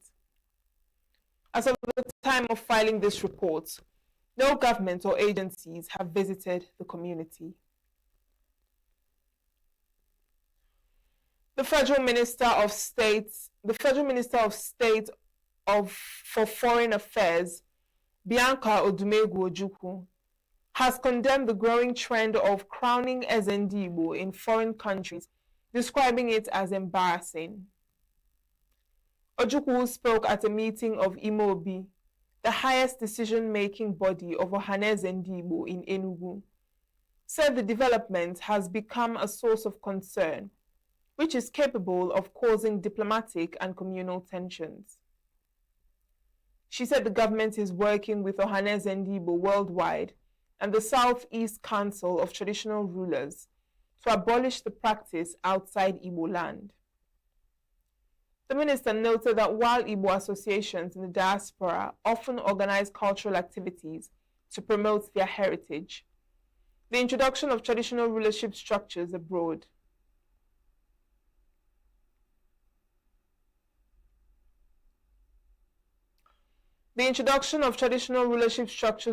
has led to repeated conflicts with host countries. The government's position comes amid recent unrest in South Africa's Eastern Cape, following the controversial coronation of an Igbo leader as Ezendibo, which triggered protests by local groups and traditional leaders, leading to violence, destruction of property, and clashes with security agencies. Authorities in South Africa, including the Department of Cooperative Governance and Traditional Affairs, reportedly declared the installation illegal, while local traditional institutions described it as a violation of established customs. President General of Ohaneze, Senator Azutambata, had earlier stated that the Apex Igbo organization would no longer recognize such titles outside Igbo land and plans to communicate the decision to governments and embassies worldwide. The federal government has inaugurated an interagency technical committee to review a proposed $200 billion integrated gas, power, and high-speed rail project, signaling one of the most ambitious infrastructure proposals in Nigeria's history. Secretary to the Government of the Federation, George Akume, while inaugurating the panel in Abuja, charged members to undertake a thorough, objective, and professional assessment of the proposal to guide government decision-making in the national interest. Akume stressed that the scale and complexity of the proposal, which includes multi-phase projects combining gas development, power generation and transmission, and a 4,000-kilometer high-speed rail network, demand rigorous scrutiny. He noted that the government must be satisfied with its technical viability, financial structure, and compliance with regulatory requirements before taking any decision. The SGF said his office had already received inputs from security, financial intelligence, and regulatory agencies, particularly on the project's financing arrangements and participating entities, underscoring the need for a coordinated review. The proposed project is designed to link major economic corridors, including Lagos, Abuja, Kaduna, Kano, and Port Harcourt, with high-speed trains, while also boosting energy supply through integrated gas and power infrastructure. The committee, chaired by the Permanent Secretary, Political and Economic Affairs Office in the SGF's office, comprises representatives from key ministries and agencies, including the Ministries of Transportation, Petroleum Resources, Finance, Justice, and environment.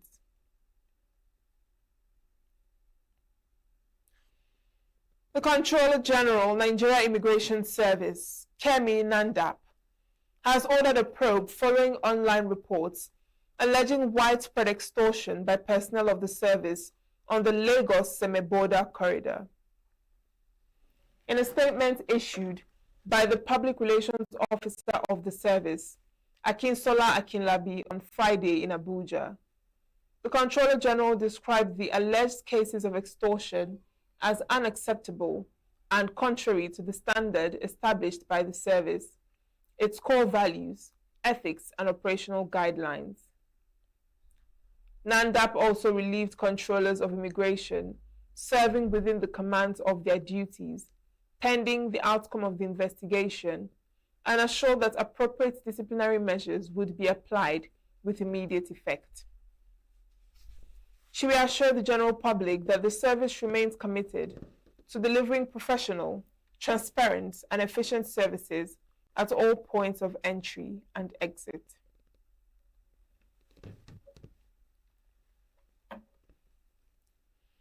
PDP philosopher and thinker, Professor Jerry Gana, led the national chairman of a faction of the party, Tanimu Turaki, and governor of Oyo State, Seyi Makinde, to a closed-door meeting with chieftains of the African Democratic Congress, ADC, in Abuja. The ADC, whose chieftains hosted the meeting, did not disclose the issues discussed at the meeting, which lasted for over 4 hours. Correspondent Nasir Usman reports.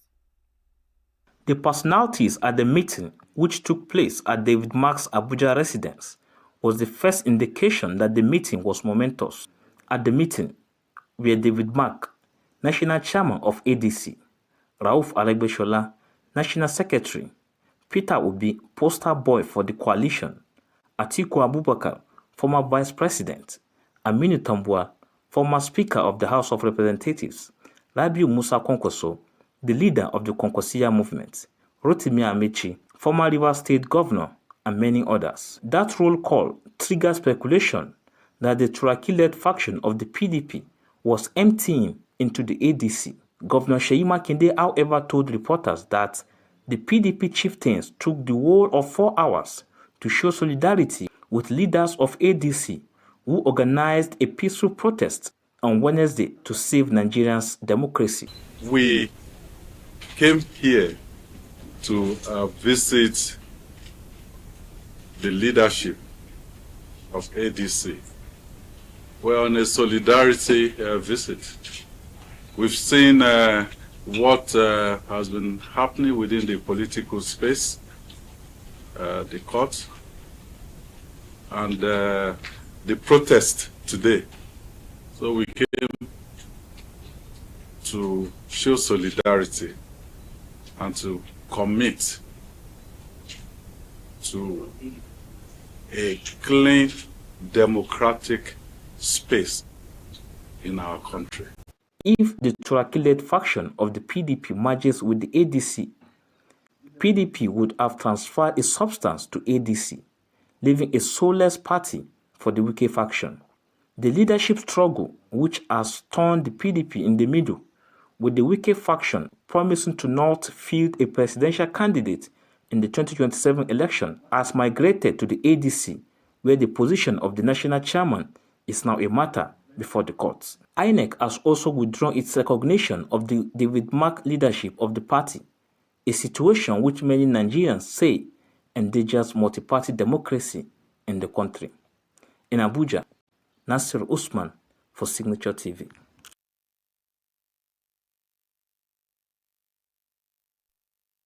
The National Assembly has passed a vote of confidence on Santita Security Services Nigeria Limited, the Nigerian National Petroleum Company Limited, and other security agencies for their role in restoring the nation's oil production. The announcement came at a one-day conference on the pipeline security and crude oil theft, where Parliament also dismissed 3 petitions challenging pipeline surveillance contracts. In recent weeks, calls for the decentralization of these contracts have gained attention. The conference brought together key stakeholders to address these concerns, although the petitioners were notably absent. The Joint Committee notes that the petition was not received in the of human militants for peace and unity in the United Nations, urgent demand for immediate decentralization, transparency, and competitive procurement in the surveillance process. The petitioners were duly invited from multiple locations to appear before the Joint Committee to defend and substantiate the allegations contained in their petition, despite this repeated and formal invitation. To appear before the Joint Committee today, the petitioners said to appear on every occasion, offering not only the explanation for the country.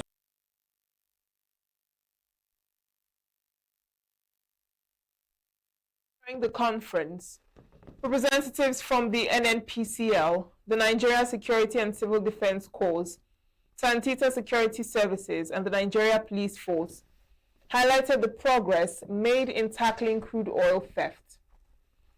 They noted that Nigeria's oil production, which had dropped to about 960,000 barrels per day in August 2022 due to thefts and sabotage, has now significantly improved. While significant ground has been recovered, we must be clear-eyed. The war for energy security is not over. As Nigeria experiences heightened global geopolitical tension that continue to exert upward pressure on crude oil price. The incentive for crude theft, illegal refinery, and associated criminality persists. Any relaxation of focus or fragmentation of our current collaboration could reopen vulnerabilities within the energy security ecosystem.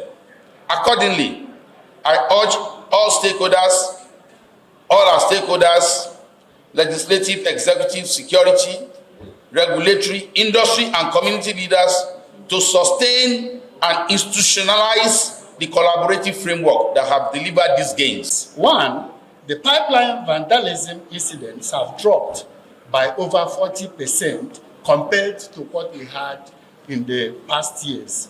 Secondly, we have discovered and destroyed 60% more illegal refining sites, which means we are detecting more and disrupting more. The Nigerian Security and Civil Defense Corps is already mapping out strategy to achieve the 3 million barrels per day towards 2030 as anticipated by the renewed hope agenda of Mr. President.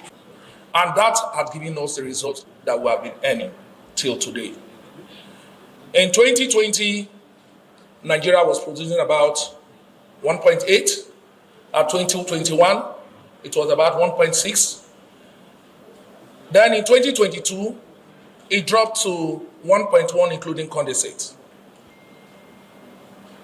Then we awarded the contract in August, and we started.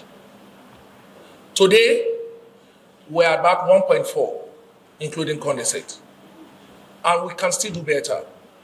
Why can we do better? Because we still have short. At the conclusion of the conference, the Joint Committee moved and passed a vote of confidence on all efforts to safeguard the nation's crude oil production and curb oil theft. Illegal connections discovered and dismantled have increased by over 300%. Volumes lost to theft have dropped from the peak of over 400,000 barrels per day to under 100,000 barrels per day. More importantly, pipeline infrastructure that was previously sabotaged weekly now enjoys longer periods of integrity. Fourth, fiscal impact. For every 100,000 barrels recovered daily, Nigeria saves approximately $3 billion annually at current prices.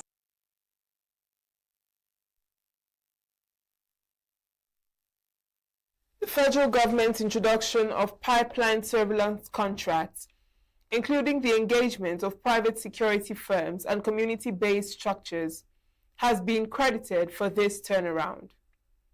Today, the nation reportedly produces about 1.8 million barrels of crude oil per day, a significant improvement over previous years.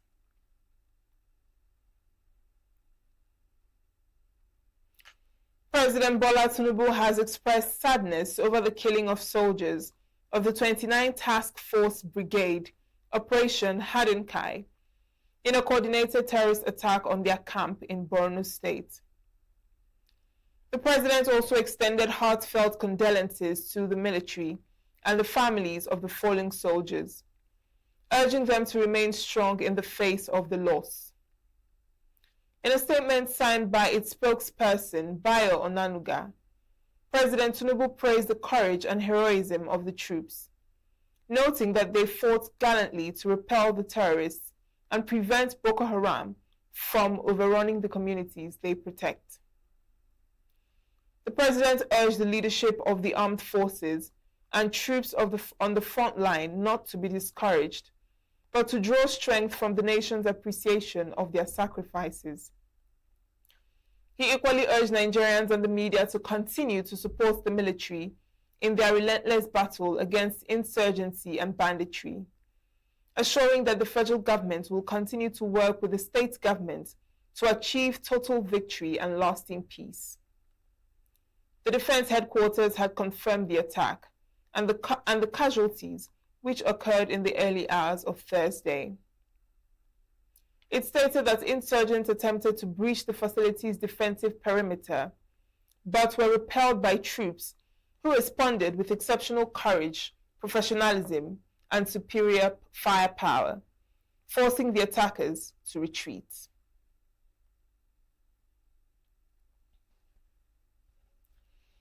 The federal government says the recent travel advisory by the United States authorizing the departure of non-emergency personnel from its embassy in Abuja is a routine precaution that does not reflect Nigeria's overall security situation.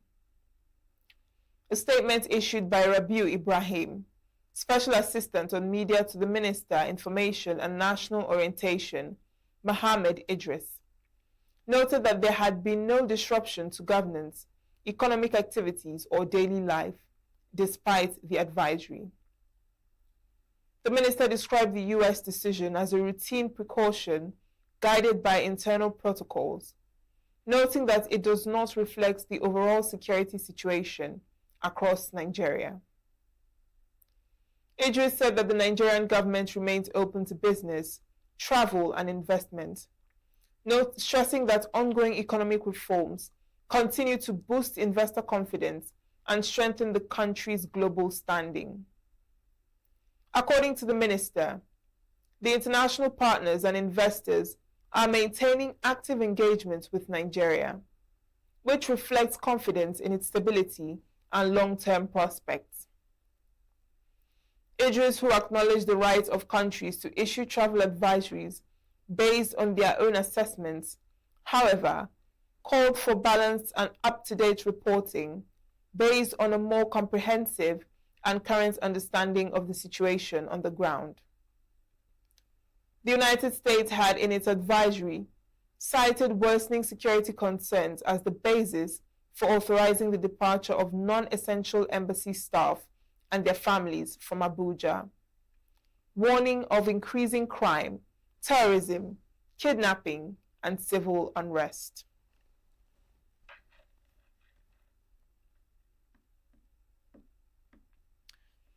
The Nigerian naira maintained a steady position against the United States dollar in the early hours of Friday across both the official and informal currency markets.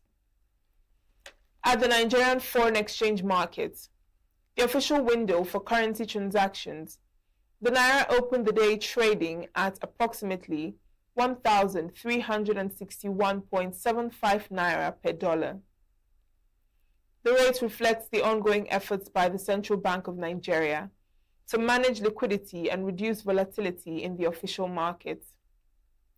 In the parallel market, popularly known as the black market, the naira is trading at a slight premium compared to the official rate, with dollar being bought and sold within the range of 1,450 naira to 1,470 naira, depending on the volume of the transaction and the specific location. Financial analysts attribute the current stability to a consistent intervention and improved foreign exchange inflows, even as demand for personal travel allowances, school fees, and import bills continue to exert pressure on the local currency. Let's now join Christopher Lele for sports news. The president of the Confederation of African Football, CAF, on Thursday rejected accusations of corruption by the Senegalese government after the body's shock decision to strip Senegal of its AFCON title and award it to Morocco. Motsepe's visit comes at a particular tense time for CAF, following its surprise decision to overturn Senegal's 1-0 win over hosts Morocco in the Cup of Nations final on January 18. CAF cited regulations about leaving the field as it recorded a 3-0 victory in Morocco's favour on March 17. During the match, Senegalese players, head coach and his staff walked off the pitch in Rabat after Morocco were awarded an added time penalty. The Senegalese Football Federation has appealed CAF's decision at the Court of Arbitration for Sport, CAS. The decision has sparked a strong response by Senegal, whose government has called for an international investigation into suspected corruption within the institution. Miriam Mahmood has made history in women's football, becoming the first Pakistani player to reach the UEFA Women's Champions League after helping Wrexham women win the Welsh Premier League title, following her move this season from West Bromwich Albion women in an unprecedented achievement for the sport in Pakistan. Wrexham's Welsh League title was not only a domestic honour, it also secured a place in the UEFA Women's Champions League qualifiers, giving Miriam Mahmood a historic opportunity to become the first Pakistani player to reach this prestigious continental competition. The qualifiers are scheduled to take place in mid-July, following a mini-tournament format with single-leg knockout matches, where Wrexham will face a European club in the semi-finals. Should they win, they will face another opponent in the final to secure a place in the second round. In cricket, Brazil's Laura Cardoso has become the first player ever to take 9 wickets in a T20 international, recording figures of 9-4 against Lesotho. The Seamer achieved the feat in 3 overs as Lesotho were bowled out for 13 in 6.2 overs, clashing 203. The 21-year-old now has the best figures in the format, besting the previous record held by Brotan Sonam, who took 8 wickets for 7 runs against Myanmar in a men's T20 international in 2025. Cardoso started her remarkable run of dismissals by taking wickets with 5 consecutive deliveries, spanning last 3 balls of the second over and first 2 of the fourth to leave Lesotho sprawling on 8-5. In golf, Yannick Sinner saw his streak of 37 consecutive sets won at Masters 1000 level ended by Thomas Makak as the Italian reached the quarterfinals of the Monte Carlo Masters with a 6-1, 6-7, 3-7, 6-3 win. Last month, Sinner became the first man to complete the Sunshine Double without dropping a set, claiming titles at Indian Wells and the Miami Open, and had also won the Paris Masters title last year. Despite the setback, Senna recovered to seal victory over his Czech opponent to continue his charge to dethrone the current world number 1 Carlos Alcaraz. That's sports news on Signature TV. I am Christopher Lele.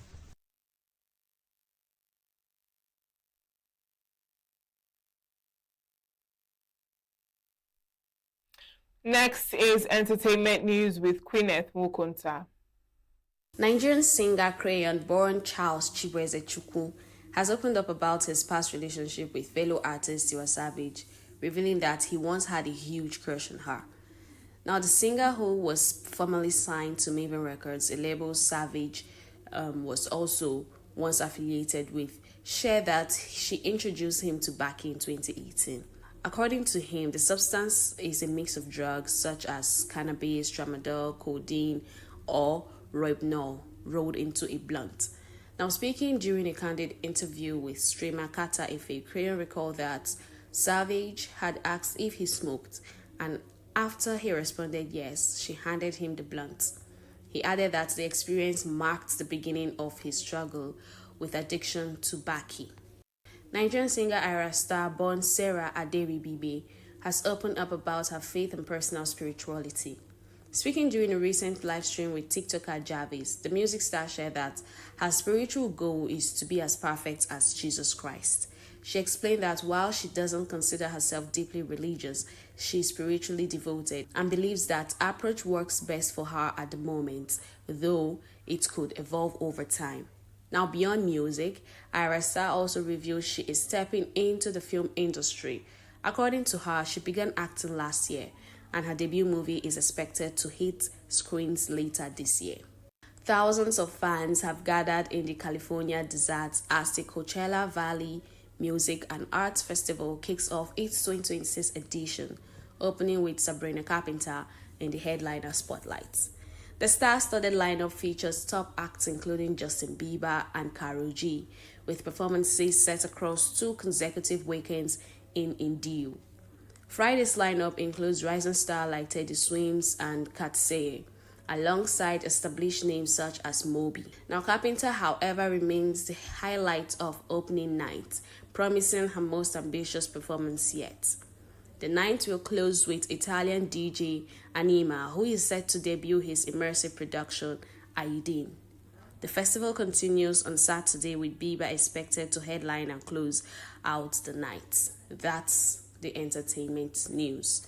Queeneth Wokunta, Signature TV News. That's the size of our package.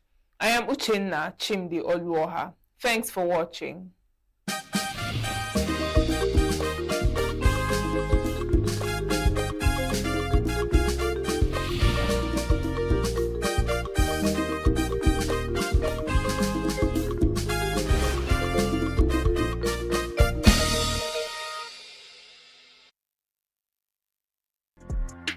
Plugged into the heartbeat of entertainment on The Hub, your ultimate show on e-vibes. From trending stories and social media drama to top charting music, must-watch movies and exciting moments from the world of arts, we've got it all. Join us for unmissable conversations with your favorite entertainment personalities, plus fun segments every week. I should try harder, so... Okay, I don't know that one. Outfit of the day. Oh, I don't do that. That's some Gen Z stuff. Oh, now you say it's a Gen Z stuff. It's everything you love about entertainment, served fresh every week at 1 p.m. with weekend repeats just in case you missed it. The Hub's on e-vibes, where the vibes never stop. Only on Signature TV.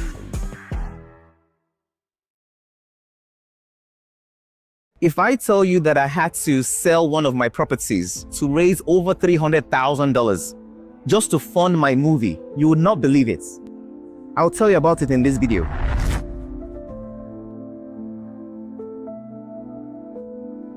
Hi, my name is Tola Olatunji and I'm a champion.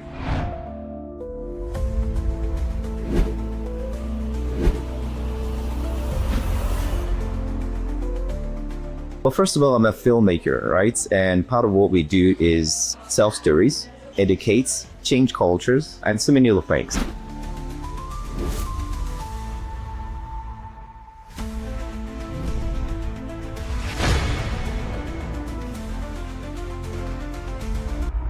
Stories shape the way we see the world. For filmmaker Tola Olatunji, storytelling is not just art, it's a responsibility. Born in Nigeria and working across continents, Olatunji has built a career creating films that explore identity, migration, and the human spirit. From Yankee Hustle to Issues of the Heart and the powerful drama King Nani. His work reflects the complex realities of the genders. So gender equitable storytelling means writing men and women as full human beings, right? With equal depth, agency, flaws, strength, consequences, instead of defaulting them to stereotypes. I like that word, stereotypes. The fact that women are actually half. And I think my contributions in one way, manner, or form, either intentionally through my stories or through things like this, like seminars, discussions like this can actually contribute to it. What are the common stereotypes that we see when we talk about film or storytelling or content creator? Emotionless strong man. Very good. So it's a common trope, right? That when you're watching a movie, you don't expect the man to express himself emotionally, or cry, or cry. So it's kind of a condition that we've seen. Whether you're a content creator and you want to cast, or you're a writer and you want to deliver your script, you don't know that sometimes those conditions have been embedded in your mind, right?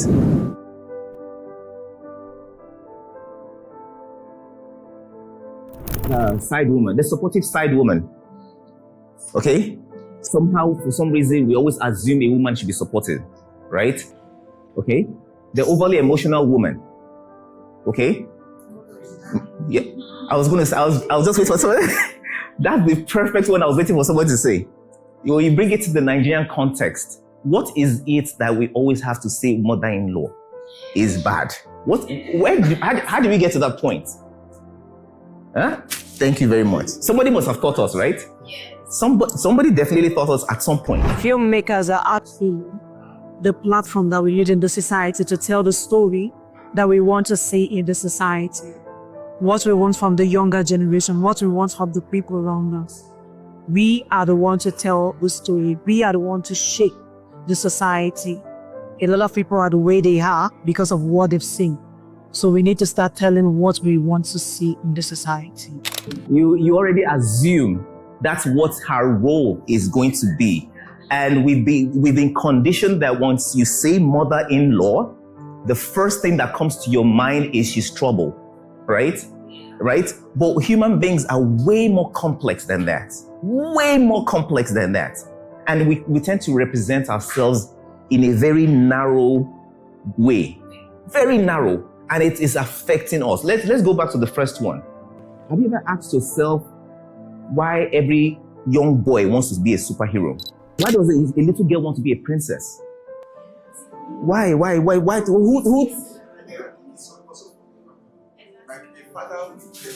Who taught the family? Why can't a woman pull over and help a man to change the tire? To say, okay, let me help you with... Huh? Yeah. Yes, it's man's job. Right? So are you saying that women are not kind? Or are you saying that women are not strong? I've seen women that if they punch you, do you see what I'm saying? So yeah, it's quite essential for storytelling to be balanced, from male and female perspective. It has to be gender equality. Why? Because the nation cannot thrive without both energy. And if what we do is to inspire people, is to inspire a race, is to inspire the nation and, globally as well, that's why it has to be, that equitable story and brilliant ideology where both species can have a balanced outing.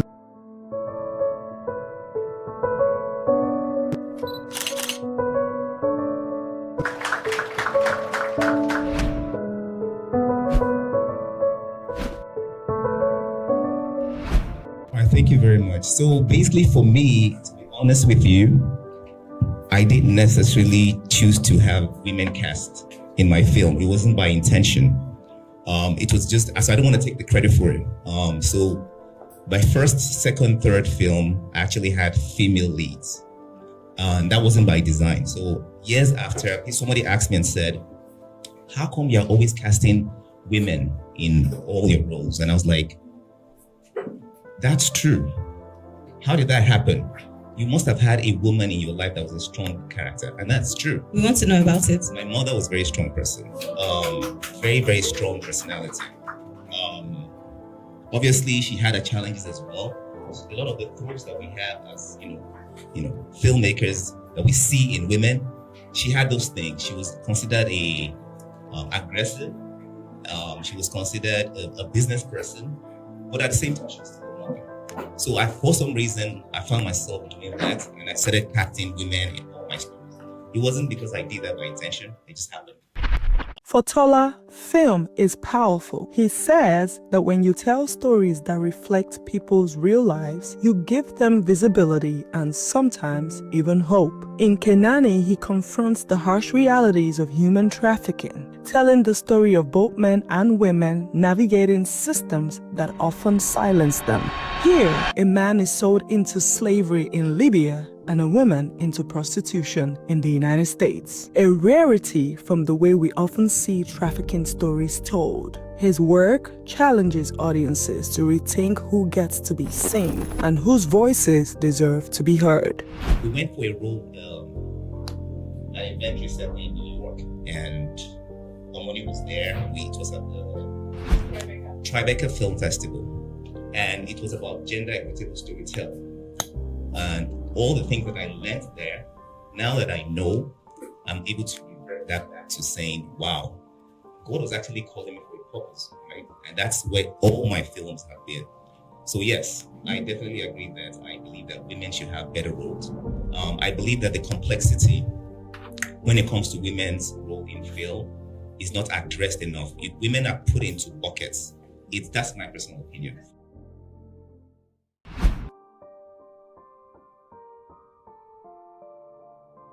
People to think why? Wait, why? How did I get to this point?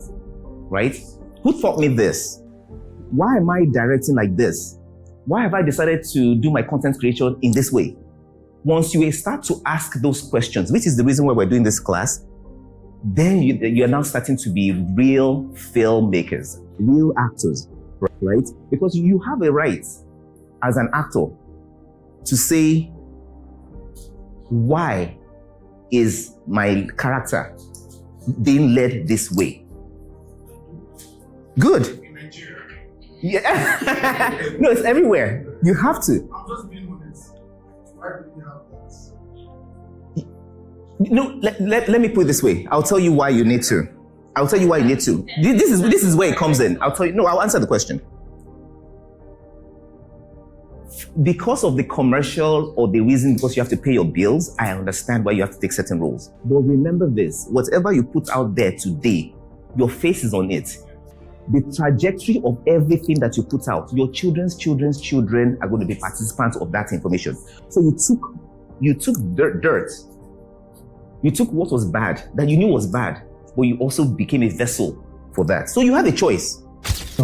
Sitting in this class, I think I've been given an assignment right now, so I'm going to go back to all of those scripts and, I think because in the class I was actually, tracking back to all of the scripts that I have, and I think that I actually have a lot of work to, do on, trying to edit all of those things. Yeah, so. I think I was watching a movie, and in the movie, two characters, I think it was by DiCaprio.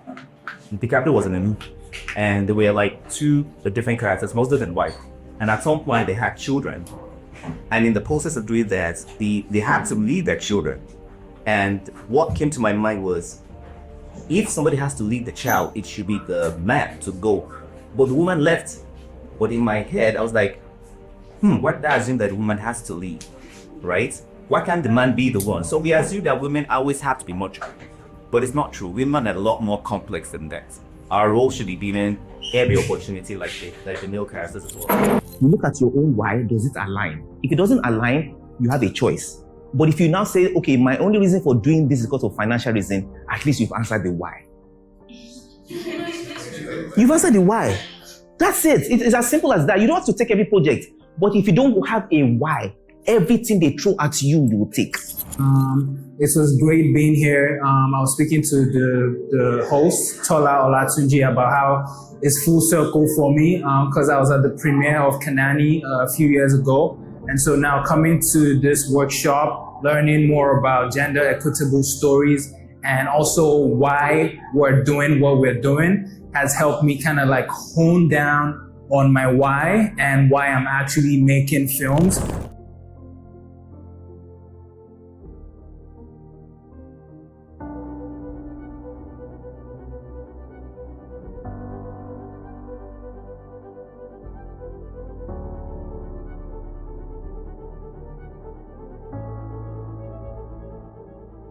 The same way this program actually helped me not necessarily find it, but also to just let me be able to point out that, oh, I'm actually already in that path to do this. Tola believes that women carry so many stories that cinema has ignored for too long. As filmmakers, he says we have a duty to tell those stories truthfully. Beyond directing, through the Press Play Film Festival, Tola has created a space where emerging filmmakers, especially from underrepresented communities, can share their voices with the world. The festival has become a meeting point for creativity, mentorship, and opportunity for the genders. Women are not just receivers.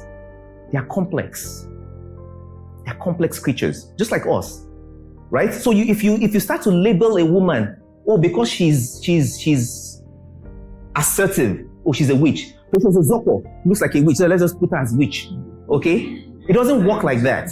So when you're telling your stories, always remember, ask yourself why. Why did I do it this way?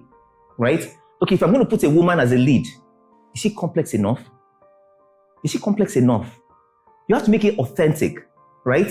I'm sure everybody in this room has seen a feisty woman.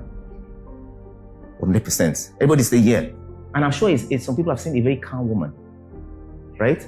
Some women they have zero nurturing spirit. Am I wrong?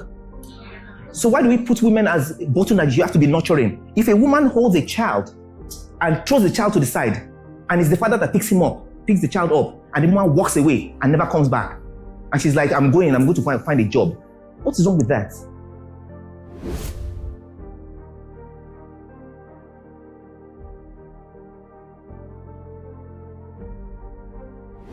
Part of the thing that I've learned on this is that I found out that it doesn't only apply to the film, the actual content that you're creating, but it also in the way you actually cast and your production crew. And I'll give you a quick example. When I started filming, I used to have like multiple different people on my set, girls, boys, and all that stuff. And because of my cultural background, right, I naturally gravitated towards certain things being for women and certain things being for men. So for example, I will say, when it comes to hard things, like dangerous things, I'll tell my crew member, because he's a guy, you climb the ladder, you do this, and I'll tell the girls to do more simple things. And I realized that I started getting some like lashback, and I was like, what am I doing wrong? There's nothing wrong with that. Women are complex. In real life, they are complex. But we bottle them that if a woman carries a child, when you see somebody fighting and the child has to go, you expect that it's the woman that has to come back and say, oh mommy, no, it's not the case. In real life, it's not the case. I'm not saying it doesn't happen, but all of us cannot say it's the woman that has to. And that way, we're telling the audience that you don't need to be angry. You don't need to be angry when the woman is not the one that picks the child. It's normal. But we've all thought everybody is the woman that has to pick the child. She's a wicked woman. Does that make sense? Yes. So women are way more complex. Men are way more complex too. And I know this is always a bone of contention. Like I said, this is not a gender war. It's okay for men to cry in movies. Apparently, now that I know better, right, I'm not only going to cast better, write my story aligning better, but also be able to understand how my crew, the dynamics of my crew. Does that make sense? Yes. So, because I got a lot of people saying, why do the women have to be the ones to go get coffee? I'm like, that's true. Why am I sending her to go get coffee? Why does she have to be the one to provide the food? The guy can provide the food too, as well, right? And the girl could climb the ladder. So, but that helps you actually point to those problems, right? So that's what I've definitely learned. Somebody said, I don't know the arc of a man. Who is a man? Why? Because they said men don't speak up. Men don't speak up. We don't show our emotions. And our stories don't show it either. You hardly find movies where men are showing who they are. It's only when they are with themselves. And even when they're with themselves, when they're third party, they don't really express. So it's hard for a man to cry. Is it okay for a man to cry? I'm not saying to cry. But why to cry? Has there been no man that has ever cried? Right? Who told you not to cry? Who told you not to cry? Who told you?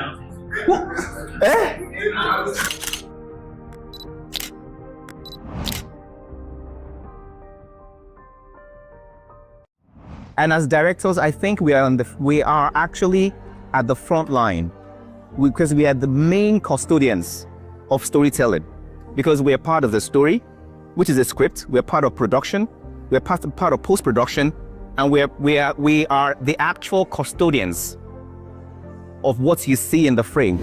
Maybe other than politics, where you have the direct power, right, to influence, to make policies, structure things. I don't think anybody is more powerful than filmmakers, because we have what it takes. Somebody made mention yesterday and said there's the difference between women empowerment. That means when you actually want to tell people you have the power to do certain things, that's something that is being given to you. It's something that we always have to keep questioning ourselves about. And literally before I started this interview, the lovely man was about to mic me and he asked me for my permission. And I thought about it, like almost on every set that I've been on, I've seen the man literally pause to ask, but I don't think I've seen a woman do that with a guy. And I guess these are the kind of things that make me question. And I've been doing film for years now. Choosing, that's the big one. That's the biggest one here. Choice.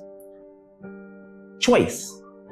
You have to give your character choice, right? Something to choose from, that they can determine their own trajectory. It's very important. A man can appear powerful and still be trapped by expectation. A woman can be exploited and still choose. Okay? Male characters are way more complex. Female characters generally have less choice. If you're a boss, go to work. Like Jennifer said, I'm expected to be nurturing. I'm expected to be soft-spoken.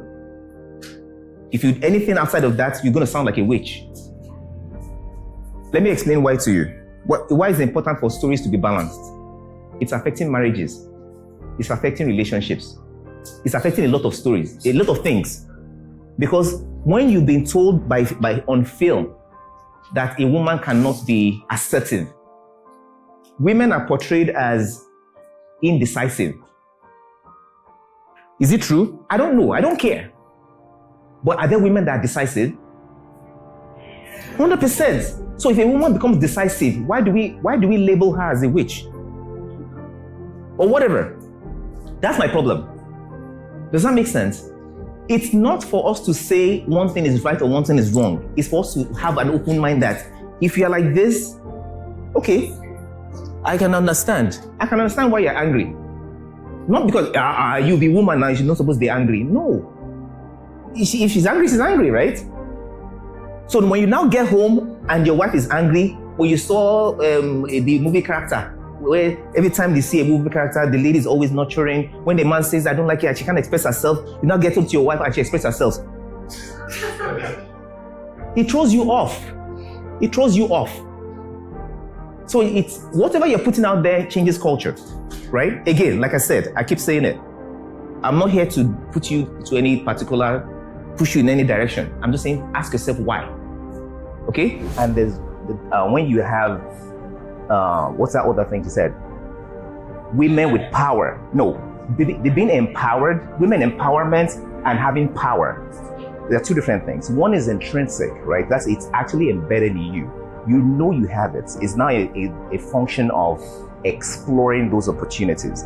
So now we can talk as much as we want and say, hey, go ahead, let's make policies, let's make, whatever it is to empower people. But the difference between film and any other structure is that film, it helps you to think in that way. And nobody else can shape culture, nobody else can shape people's thinking other than film. So there's a lot of opportunities for filmmakers to do that. We are very, very intentional about projecting strength in men, strength in women, weakness in men, weakness in women. I don't think necessarily that there's a book or a dictionary or a guide on how you need to portray masculinity. For me, it's understanding what do I want to tell specifically about a masculine character. And that's a wide spectrum, right? A masculine person could wear pink, in my own opinion, right? A masculine person could have muscles. A masculine person can cry. It can be aggressive. It can be nurturing, right? It all depends. So for me, it's not a function of having something that you use a specific prototype to say, if this person is to be masculine, this is how I want it to be. Otherwise, I'm begging the question, right? To say, what has brought us to this point to say, why can't men cry, right? Why can't men be nurturing? So it's a function of just, like I always say, the same phrase, remove conditioning and tell the story as it is, not what you were told to tell. But my experience so far has been very good. I have, in the course of doing this, I have done a lot of like meeting people here. I've actually done a lot of sessions in Texas with students trying to learn things like equity and gender equity, the storytelling. And right now in Nigeria, like I said, when I came to this room this afternoon, I think I had a lot of things to say, and I thought I was going to say a lot of smart things.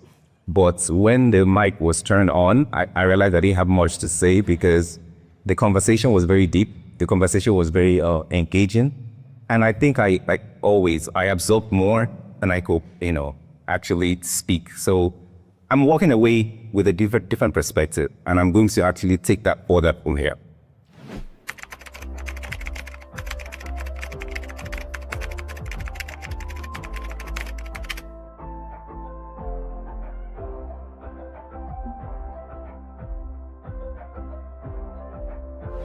Tola Olatunji believed that storytelling is more than filmmaking. It is advocacy, it is empowerment, and it is a commitment to a more equitable world, one story at a time. This is why Tola Olatunji is our champion.